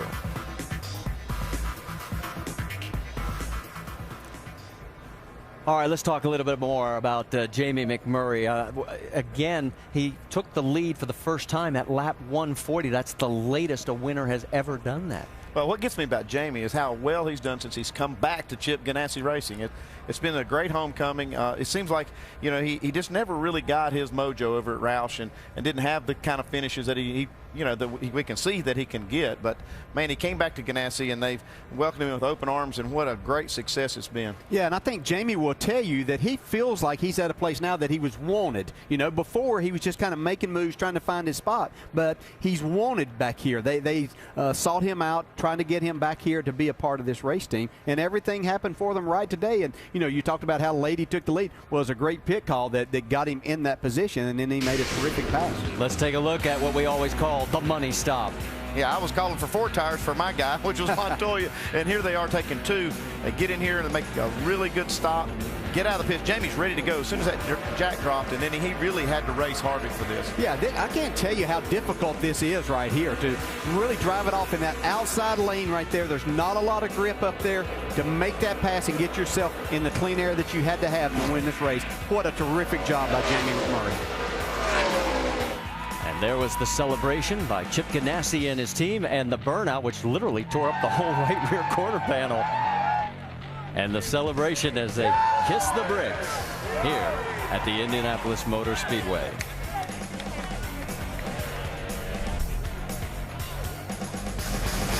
So the celebration, I think, will go deep into the night for the #1 team of Jamie McMurray. So let's spin a little bit forward now. As we always have the big events. Let's talk about now, because we're going to start focusing on the chase. Yeah, and Kevin Harvick, he wanted to be the guy that won this race for the 9th time and going to win the championship. Now, he's still our championship leader, but, you know, you have to focus in on him. This team is doing everything right, and he's kind of put some distance between himself, even though things will close up here in just a few races. And what has to make him feel really confident going into the chase is 4 out of the top 6 were Earnhardt Childress Racing engines, and so you got the power under the hood, you can make that car handle. And there you see the photos. It never gets boring, does it? I mean, all the photos you have to take when you win? As long as they want to stay there, a driver's willing to stay there and take change as many hats, whatever you want to do. Well, another year at the Brickyard. Can you believe there's actually been 17 of them, guys? It seems like yesterday we came here, and we've seen so many great races and so many great champions, and Jamie McMurray is going to be a great one. just an exciting day for Chip Ganassi. I mean, as Marty said earlier, we may never see this happen again with an owner winning all 3 of those big races. All right, let's talk about what's coming up. We got NASCAR Nationwide Series at Iowa Saturday at 7 Eastern on ESPN2, and then Sprint Cup Series action from Pocono presented by Aaron's next Sunday at 1 o'clock Eastern. Brickyard 400 is over, but we have more.